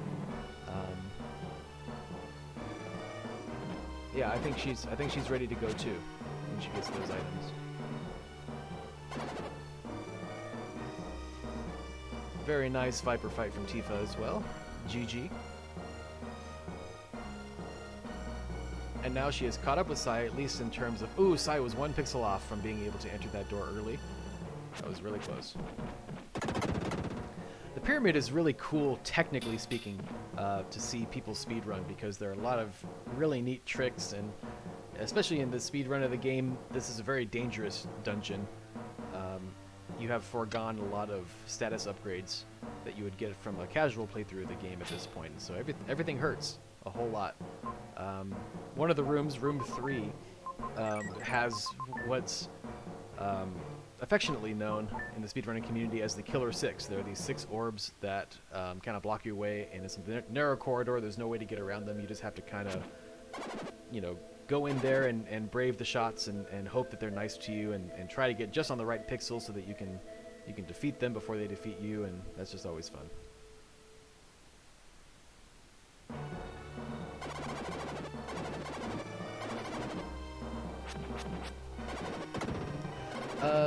To Crazy Dude, you say you're worried for Tifa. She tossed both Inca statues. I don't believe... she touched the Rama statues, actually. The Inca statues are not removable in this game because, just like you said, there is an item behind them. And even though they're not necessarily required, you can't get rid of them because you have the potential of locking yourself out of an important item.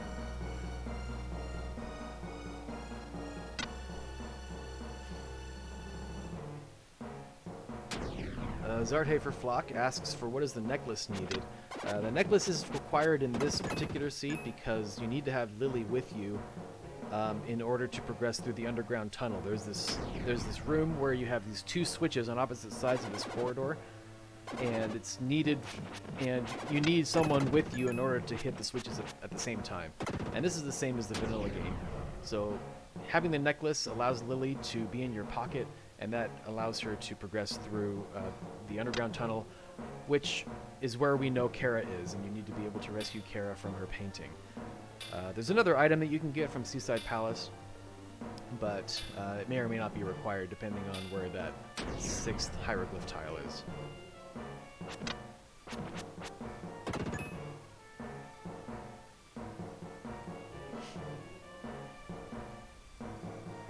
Speaking of Seaside Palace, we see Tifa making her way there now. Just like Sai came earlier, she did have the Purification Stone, so she was able to get Buffy's item, but she did not have the necklace, which we don't know where it is. We don't know where that pesky necklace is. My money has it here in the pyramid somewhere. But if she had the necklace, then she would be able to get that last item and clear out this area. Here's that Killer 6 we talked about before. Sai having a little bit of trouble, but because he has a lot of upgrades, he's able to weather the storm and come out relatively unscathed.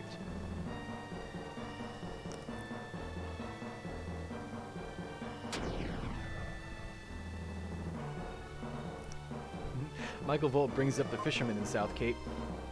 That's an interesting thought. Something that makes the 100% category in this game a little more difficult is the fact that there is a fisherman that gives you an item in South Cape, and there's 3 locations that he could show up in, and it's hard to get him to appear in the area where he gives you the item that you need. In the randomizer, it's that RNG is taken out completely, so that at the beginning of the game he's always where he needs to be, so you can always get that item right off the bat.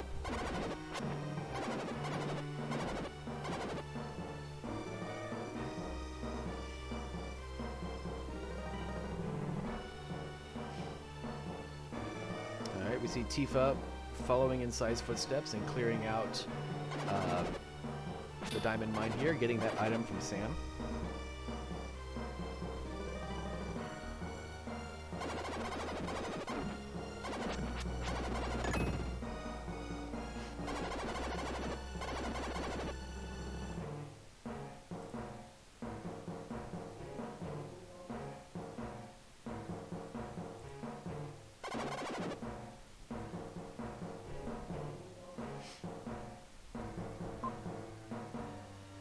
Alright, so Sai just found the Mu Palace key, which allows you to open up the passage between the Seaside Palace and Mu.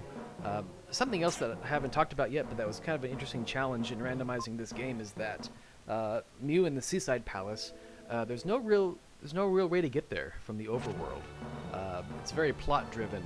Once you defeat Viper, you end up falling into the Seaside Palace, and from there you have this long passage that takes you to Mu, and then after you defeat the vampires in Mu, you go through this underground tunnel, which is also cut out of the randomizer, and that takes you to the Angel Village. So once you leave Mu or the Seaside Palace, there's no way to get back there from the overworld or from anywhere else.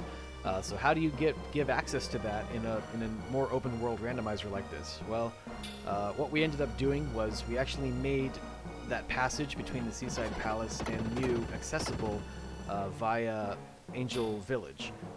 There's this hole that you go down into. In the vanilla game, it's actually the guest room, and we've turned that into an access point into that passage. And at this point, I want to give a shout out to a developer named Mana Freak, who is the first person I thank in the credits, because he is working on this tool that allows you to create ROM hacks of Illusion of Gaia specifically.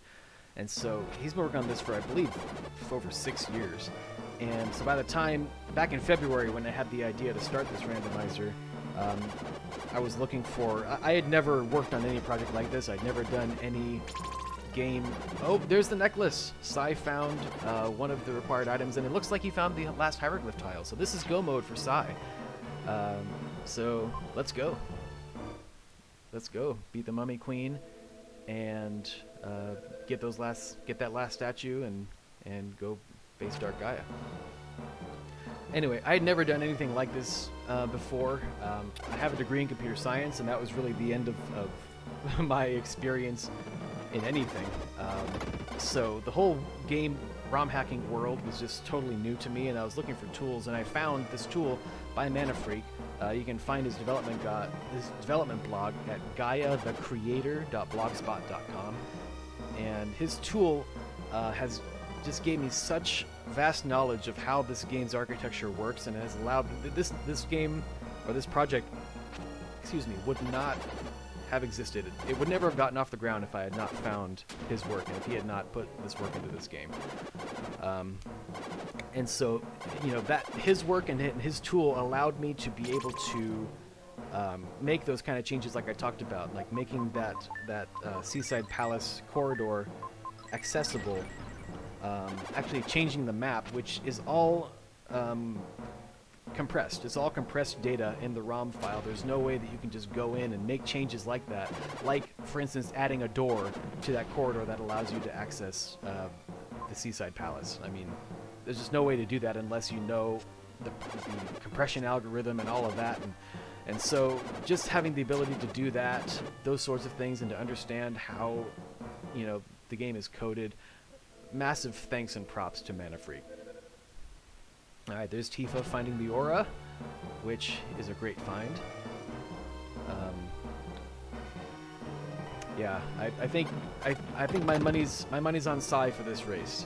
To be honest, I think a lot of the gambles that Tifa has made just haven't panned out so far, which is unfortunate. She's had to double dip into Mount Crest, which is where the aura was, which is a required item. So that's a bit unfortunate, but still, it's anybody's game at this point. She's not that far behind. Really, she needs, once she gets to the pyramid, which she now has access to with the aura, she could catch up to Sai. She could make some gambles. Sai, it looks like, is full clearing this place, even though I believe he's in go mode. He could have just left and just gone for it. Maybe Tifa makes that choice and catches up with him. We'll have to see.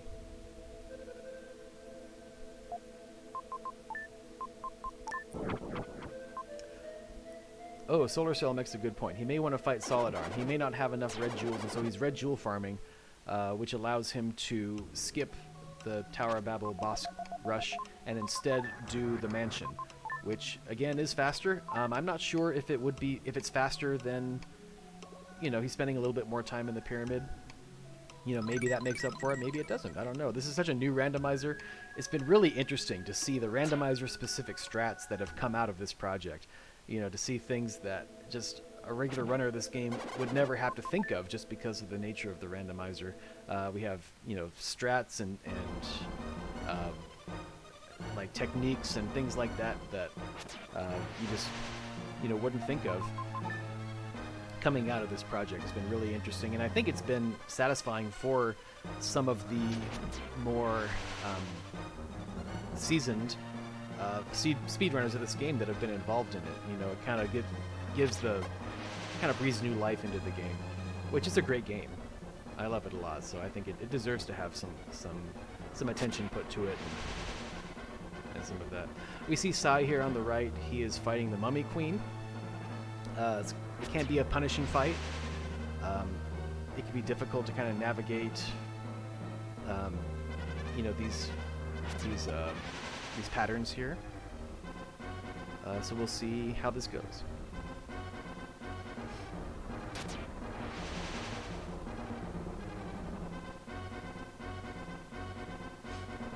All right, we see Tifa now doing her foray into the pyramid.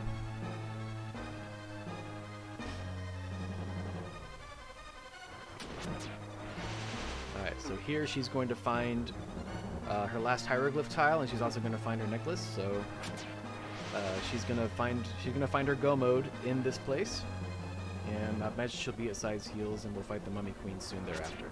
One more hit. Ooh, a little time lost there. Ooh, and barely surviving too.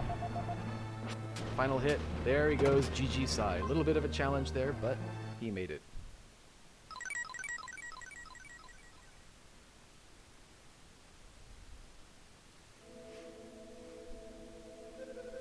Alright, so there's 3 of the 4 required Mystic statues down for Sai.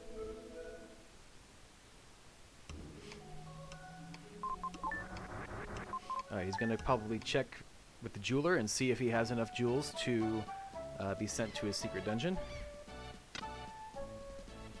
Oh, he skips the jeweler, actually.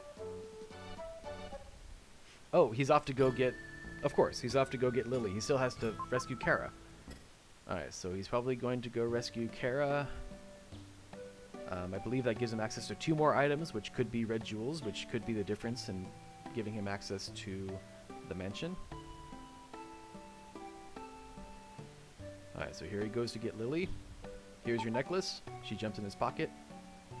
Don't mind the lack of animation there. And next move is to go back into Edward's prison, I believe for the 3rd time. Progress to the end and free Kara from her portrait.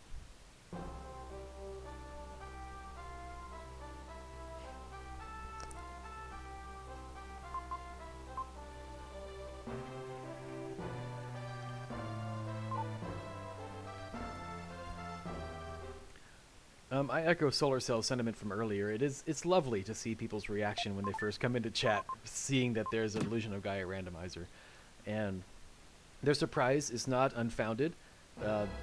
I found a lot of the same responses when I told people, like back in February and March when I was starting this project, hey, I want to create a randomizer for Illusion of Gaia. And the first response was always, how? How is that possible? This game is so linear. How can you even randomize it? And I said, I don't know, but I have ideas. And I think it worked out pretty well. We took a linear game and made some tweaks to it, made it more of an open world experience. And I think it works pretty well as a randomizer. It's been really fun to play and to watch. I do more watching than playing these days. Something about creating the game kind of makes it a different experience playing it. So I think I enjoy watching other people play it more than playing it myself. Even though the entire impetus behind this project was an Illusion of Gaia randomizer doesn't exist, but I'd really like for one to exist because I want to play it. So it's kind of ironic that I don't really play it much. Maybe one day, once you know it's established for a while, I'll get more into it.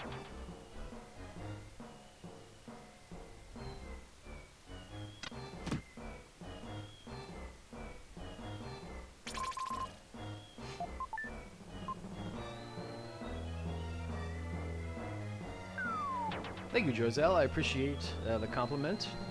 Yeah, I am Don't Bagumi. I am the creator of this randomizer. Though a lot of credit, again, has to go to so many people. You know, I mentioned Mana Freak earlier. Raven Zero is another person who was already involved in Mana Freak's project, who I kind of recruited into this project for some ASM support, because again, my experience in game programming has been nil. Up until this point, there's a lot of stuff where I look back at my earlier work at this randomizer, it's like, man, if I knew then what I know now, I would have done it so differently. But it's been so fun. It's like one of the most fun projects I've ever worked on, just learning as I go and getting to be a part, you know, build this community of such great people. It's such a great game, and I feel like the interest in this game is so niche and so passionate at times. It's just been really fun getting to know people who are speedrunners of the game and who love the game. People who are excited as I am to see a game like this be randomized. It's just been so much fun. So Mana Freak, Raven Zero, all the playtesters, especially the Forerunners today, have just gone above and beyond, putting up with just my lack of experience and just the bugs and the various versions. Again, version 1 just came out.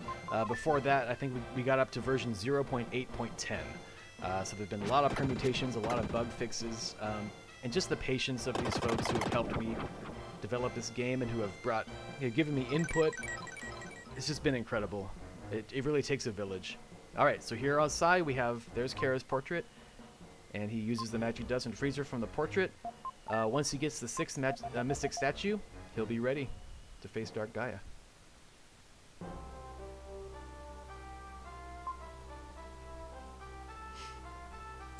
Judge Arcadia asks, what's the story behind my name? I could go all Grand Pooh Bear on you guys and give you a fake story, but I'll just give you the real story. So, I was first interested in Zelda randomizers. Again, I cut my teeth on Link the Past randomizer, but I very soon thereafter... Oh, he needs one more red jewel to get to the mansion. Oh, what's he going to do now? Is he going to go to Babel Tower? Or is he going to search for that one jewel? Oh, he's probably going to go to the tower. I haven't seen a boss climb in a long time. Anyway, so... I very quickly got into Zelda 2 Randomizer, which Zelda 2 is one of my all-time favorite games. Haters back off. I really love it, and the randomizer is incredible. Shout-outs to Dig Shake, who's the developer of that randomizer. If you have any interest at all in Zelda 2, check that out. It's such a fun game, such a fun randomizer, very challenging. And so... I created my handle Don't Bagumi. Bagu is one of the characters in Zelda 2, and in the randomizer, there's a split in the first continent that you're required, to find some way to get through, whether it's going through a cave or whether it's finding an item like the hammer or something like that, or it's possible to go through Saria Town. To be able to cross this bridge and to get to that area. Oh, Sai picks up his final red jewel in the coffin. He's opted to go that route instead of climbing the tower. So he's going to make his way over to the jeweler right now, and we're going to get to see the secret dungeon. Anyway, so every once in a while, it's very rare, but sometimes a Zelda 2 randomizer seed will make it possible so that you have to find Bagu in order to use Saria Town in order to cross through to that other area. And it's super trolly because Bagu can be he's just hanging out in a random forest tile. And there are all these forest tiles that are meant to be red herrings, and so if you find yourself in a position where you have to go find Bagu, it just takes forever. And so, Don't Bagumi is, don't give me a trolley seed, essentially. But it also kind of has a few meanings. Bagu is kind of a play on words in the Japanese. It means bug, and there's actually a very similar character named Error in Zelda 2, who they have the same sprite, just different colors. So you have bug and error. So that's kind of a little interesting tidbit there. But because I was a programmer, don't bug me. Don't put bugs in my program. And also I'm a pretty strong introvert, so don't bug me. Leave me alone. You know, so it kind of works on all those levels. I don't know. It was just a cool name. All the other good ones were taken, I guess.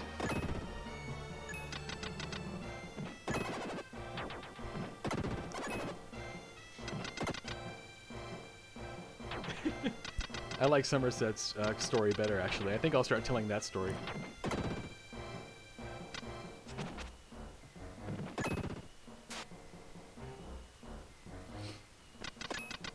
Yep, so Tifa just got the necklace, and she has her hieroglyph tile, so Tifa's now in go mode. She's going to be hard-pressed to catch up to Sai, though. I think this might be Sai's race. Alright, so here is Solid Arm. Weave a circle round him thrice, and close your eyes with holy dread, for he on honeydew hath fed and drunk the milk of paradise. There's another Tombstone quote for you, believe it or not.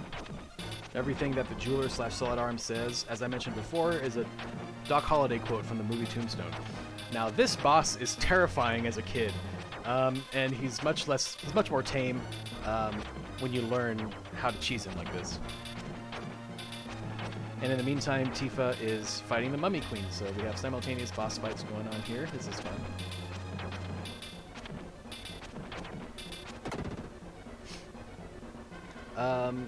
Michael Volt asks where that quote is actually from.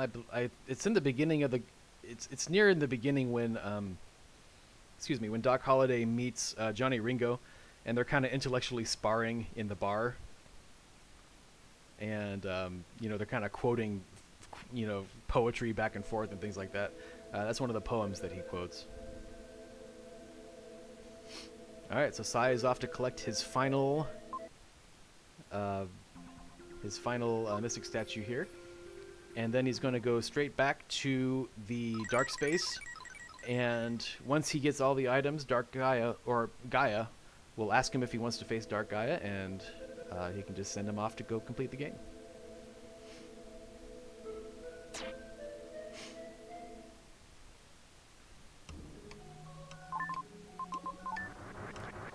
Alright, so he opts to take a heal first. I think that was a heal, or it might have been just a mistake. But here he is. He's combining with Kara, who's been rescued from the painting. He's becoming Shadow, and he's unlocking the Firebird attack. And he's going to go face Dark Gaia. Safety save? Yeah, you're probably right. Crazy dude.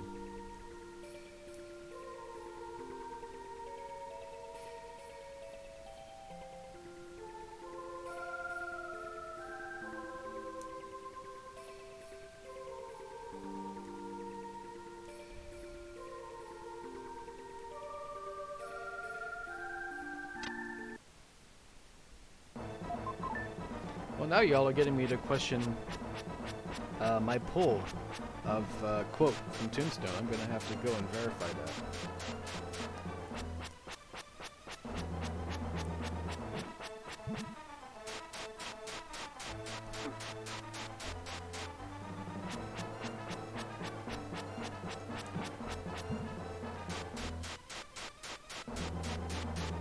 Yeah, this is a pretty awesome piece of music too.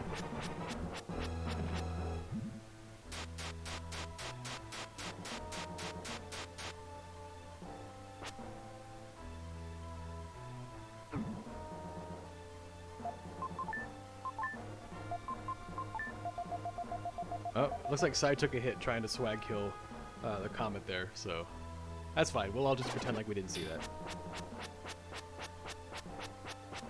Yeah, the music in this game is incredible. There's not a bad track in it.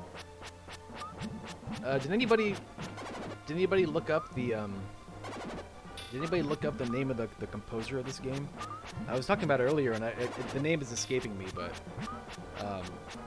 I think this is the only major project that he really did.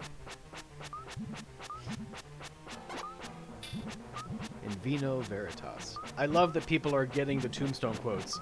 I don't know what it is. I feel like not a lot of people in the community knew what I was talking about, so it's nice to see that appreciated. It really is. Mariko O'Hara, thank you. Yes, that's his name. He actually has a SoundCloud account, and I believe somewhat recently he uploaded a remastered or a rearranged version of the Great Wall theme. So check them out on SoundCloud. Check out that reorchestrated version of that song. Oh, she?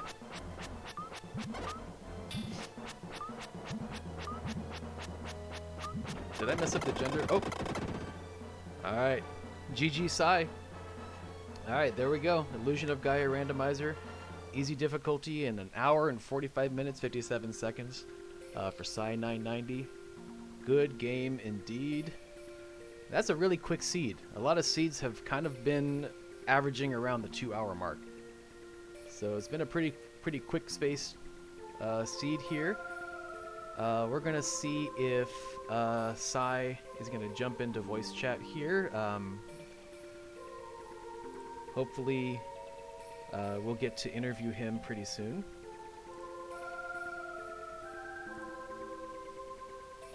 Let me make sure I'm able to get, yep, alright. So good game, Psy. Tifa's not too far behind. She still has,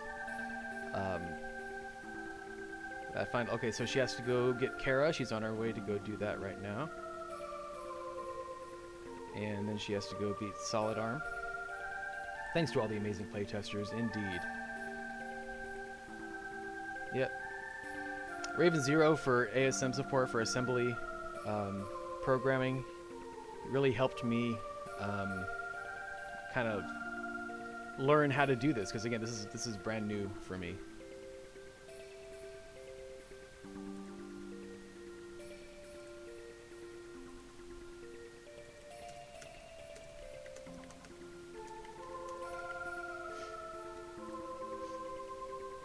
All right, and many thanks to RPG Limit Break. Thank you so much for hosting this showcase race, you guys. This has been such a fun project. I so appreciate the opportunity to share it with the world, to share the hard work that everybody has put in. Definitely not just myself. It really has taken a village.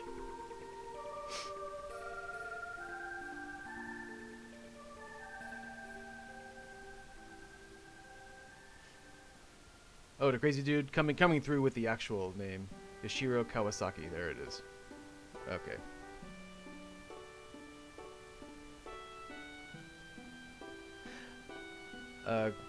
Claim Saloy, thanks for, or Salois, thanks for verifying that poem actually did come from the movie Tombstone. That's lovely. Oh, and it looks like Psy is here. I am here. GG, Psy. Thank you. Thank you. Hey, that was fun. That was a fun seed. All right, so what was your experience? What did you think of it? Lovely. Oh, and it looks like Psy is here. Oh, hold on. Let me. GG, Psy. Let me mute the game audio really quick. Hey, so that was get that. Okay. Now we shouldn't get that echo anymore. All right. All right. So, good job, man. I mean, it really seemed like a lot of your gambles really paid off. They did. I was not expecting it to go the way it did. All right. So what was I got the prison key. I was like, you know what? I'm just gonna hold off. I'm gonna wait to go to Edwards. And then I got Lance's letter showing that Kara was there. I was like, okay, I'm gonna wait until I find the necklace. And lo and behold, all right, dive pyramid. And sure enough, my last hieroglyph was there. Got the necklace there. I was like, okay, pyramid was worth it. It was. Yeah, that was go mode for you, right? Just the necklace and that last tile. That was all you needed. So that was a really good. Yeah, we were talking earlier about just the strategy of holding off on those minor dungeons because a lot of them require multiple items to get through. And, just kind of waiting until you can get to the very end of them. Yeah, so, it looks like, by the way, it looks like Tifa's opting to do the boss climb. Yeah, that was an interesting piece of strategy there, too. I noticed that you got your go mode items, and you continued going through Pyramid. Was that to get enough red jewels to do the mansion instead of the boss climb? Yeah, that was enough to get the red jewels, because I knew I could do the mansion faster than I could the boss rush. Sure. I knew it wouldn't take me too much time to find all the red jewels. Right, and then you went to go talk to the jeweler. You were one off. That was kind of. I figured I was when I went to talk to him. I figured it was either going to be in the coffin or behind cast off. Oh, so that's right. I didn't even think of that. I'd go for the coffin first. Yeah, and then that ended up being what you needed.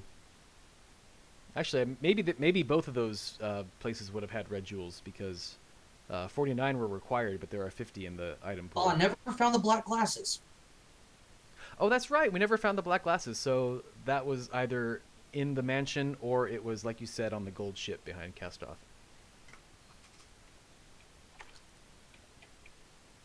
Excellent. You have the game paused on the here, have some bacon. Nice.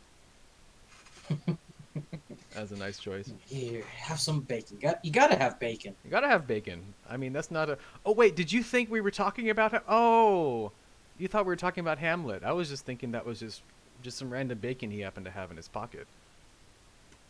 Oh, I can see. Oh, I can see how people could be confused. I get it. Crazy Dude asks if it's chocolate covered bacon. Have you had chocolate covered bacon, Sai? I have never had chocolate covered bacon. I haven't had chocolate covered bacon, but I've had those chocolate chip cookies that have bacon baked into them. So let's talk about these vanilla power up locations now. Yeah. So Okay. So we had French. Factory? Yeah, we had French vanilla dark fryer. We had complete. We actually, I don't think you got it, but we had completely vanilla Earthquaker.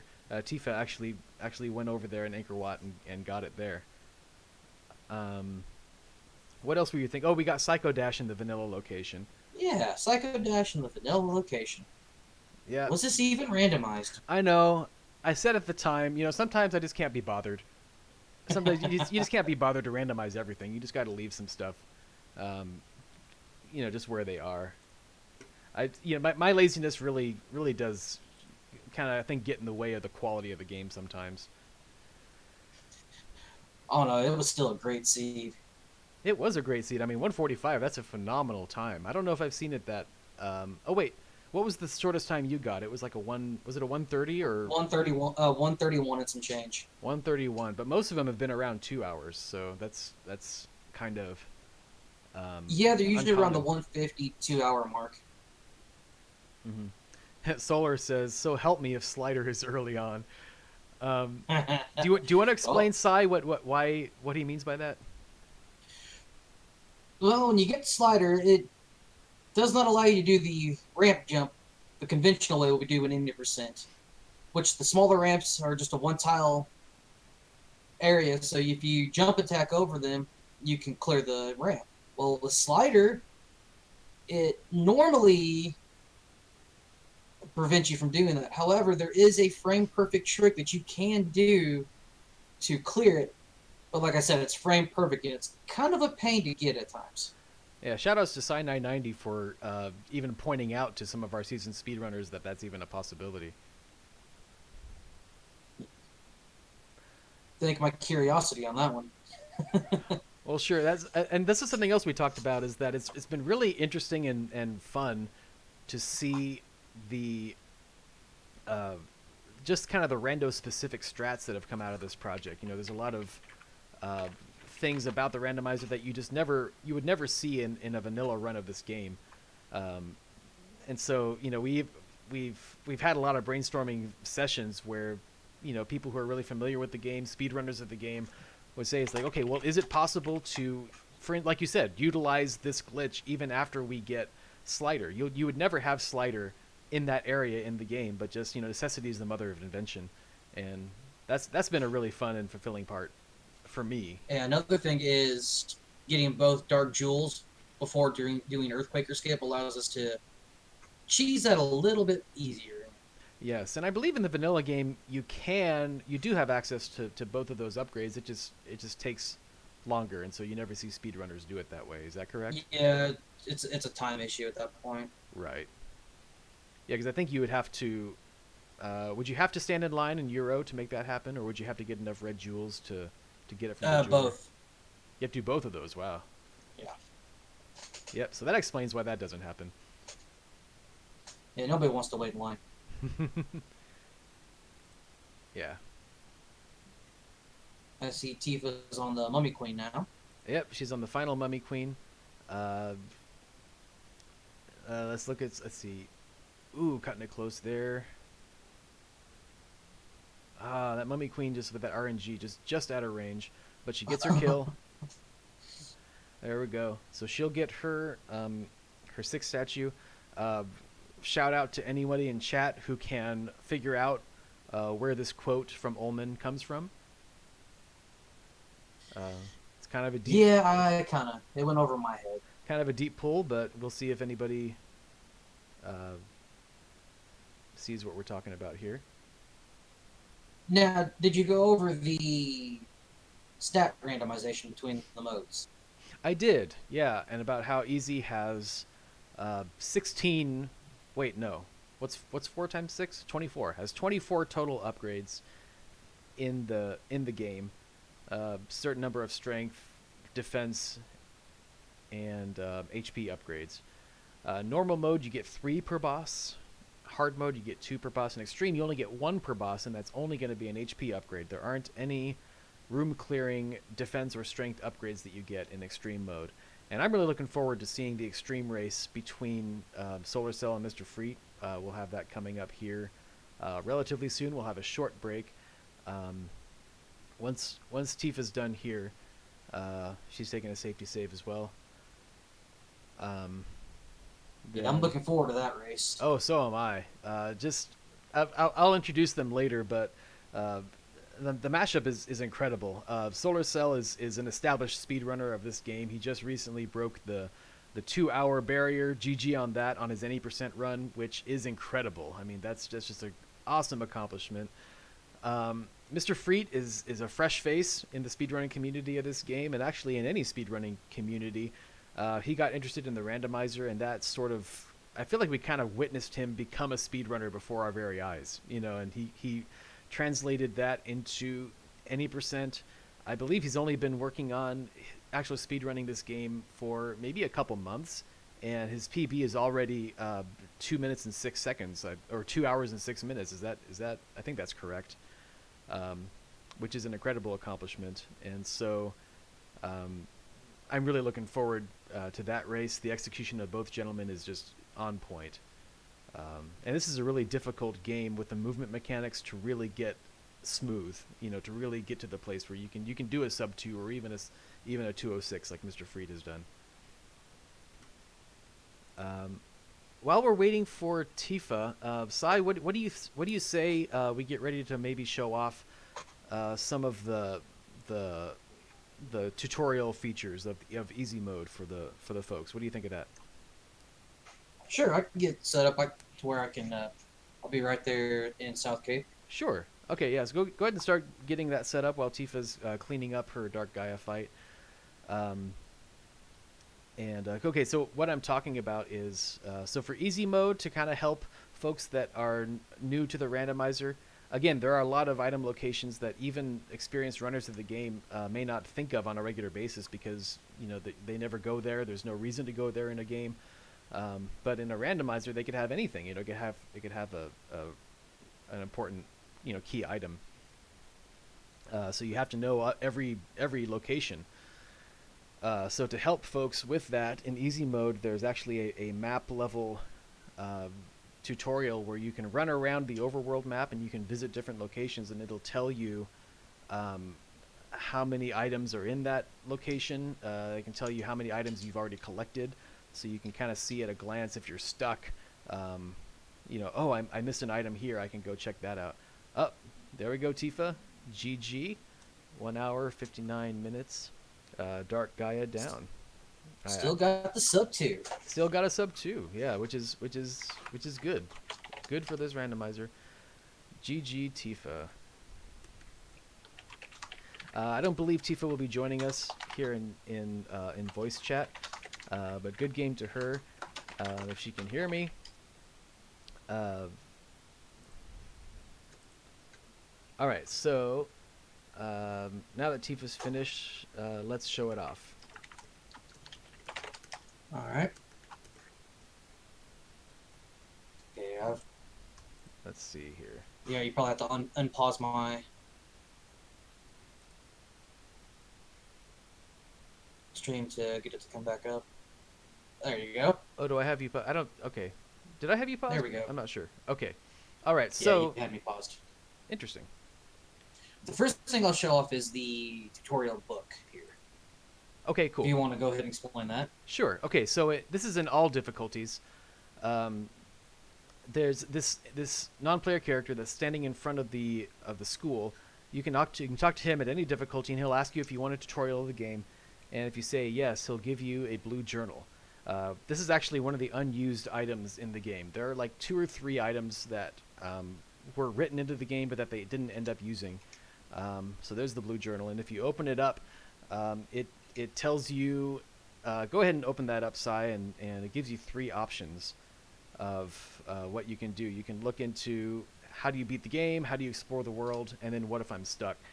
And this changes depending on the seed that you choose. So if you right now we're doing a Dark Gaia seed, so it tells you you have to do 2 things to beat the game. You have to find Kara, and you have to get the Mystic statues. So it kind of walks you through exactly what you need to do to beat the game. If you're doing a red jewel hunt, this text will change to tell you how to beat a red jewel hunt. If you want to learn about moving around in the overworld and exploring the overworld, it can tell you what some of the custom items, or at least some of the vanilla items with custom functionalities, what they can do. Oh, I think you might still have me muted. Oh, yeah. Saying there's no sound. Yeah, I know. I do have you muted. I believe if I unmute you, I think I get an echo of our yeah, Discord conversation. So that's fine. I'm gonna just switch it over to Tifa's audio just to. Oh, that's a good idea. Okay, we'll do that. We'll pull up Tifa's audio. So at least we have nice background music here. All right, so it tells you what the will does. The will allows you to travel between Watermia and Euro. We didn't actually see that used this seed, but that's okay. Actually, I think I might have used it once. Oh, okay. Well, I didn't notice it, so we didn't talk about it. But yeah, so it talks about the memory melody and how you can use that with Neil to jog his memory on how to fly his plane. Talks about Lola's letter, which you can use to travel by sea. Yeah, here's Lola's letter. The teapot allows you to access Sky Garden early and actually use Sky Garden as a mode of transportation to some other locations in the world. We saw the large roast get used in between Nada's village and Dao. And then if you're ever stuck, you can find a dark space, and Gaia can always take you back to South Cape. There are some situations where that's necessary, where you have to do it. Here's some resources if you're stuck. Again, I mentioned the video tutorial that I made. Challenges out there for someone to make a better one, because it's not the greatest. But it does give you locations of all the items. You can also join our Discord. If you hit the rando command here in chat, you can get a link to our Discord. You'll also get a link to where you can download and play this game right now. Every seed comes with a spoiler log. And then for easy mode, we have this thing we're going to show off right now, this eastmost room over here. You can go inside of it, and this is the overworld. And you can run around, and every time you get to a location, it'll tell you how many total items are in that location, how many items you've collected, and how many dark spaces that could have abilities that are there. Yep, so it starts you off over here. Yep, so he's collected all the items in all these locations, 7 out of 7, 2 out of 2. Yep, so if you ever get stuck and you happen to be on easy mode, you can always go into this room and just go to the different, it looks like we missed an item in Inca, but that's fine, we didn't need it. Yeah, in Inca, it also counts the gold chip as part of it. So that's right, the gold chip is an item in that's Inca. The last item was in the gold chip. And one thing to keep in mind is that there's no way to check the jeweler's mansion or the jeweler's items. So that's something you just have to remember, because there's no overworld location for that. I forgot, I never did the Angel Village dungeon. I completely skipped that. You did skip that, that's right. There's a lot of items in there too. Yeah, I didn't get to show off the puzzle. The Tifa? Yeah, Tifa ended up doing Okay. that. So yeah, we got to see that. Great. Well, GG to both of our runners. Yes, GG Tifa. Okay, so I think I'm gonna go ahead and switch us over. We're gonna do some moving around. We're gonna get our other runners for the extreme race that's coming up. So don't go anywhere. If you're watching, we have a whole other race at a whole other difficulty with 2 speedrunners of this game. And we're going to show off the hardest difficulty of this game, which can be pretty punishing. So, and it's going to be a great mashup. I really look forward to seeing it. So we'll see you all in a few minutes. So long, Sai. So long, Tifa. Thank you so much for racing. And thank you so much, everybody who's watching. I hope you can stick around for the extreme race. If Yes, so, it'll be quite the show. yes.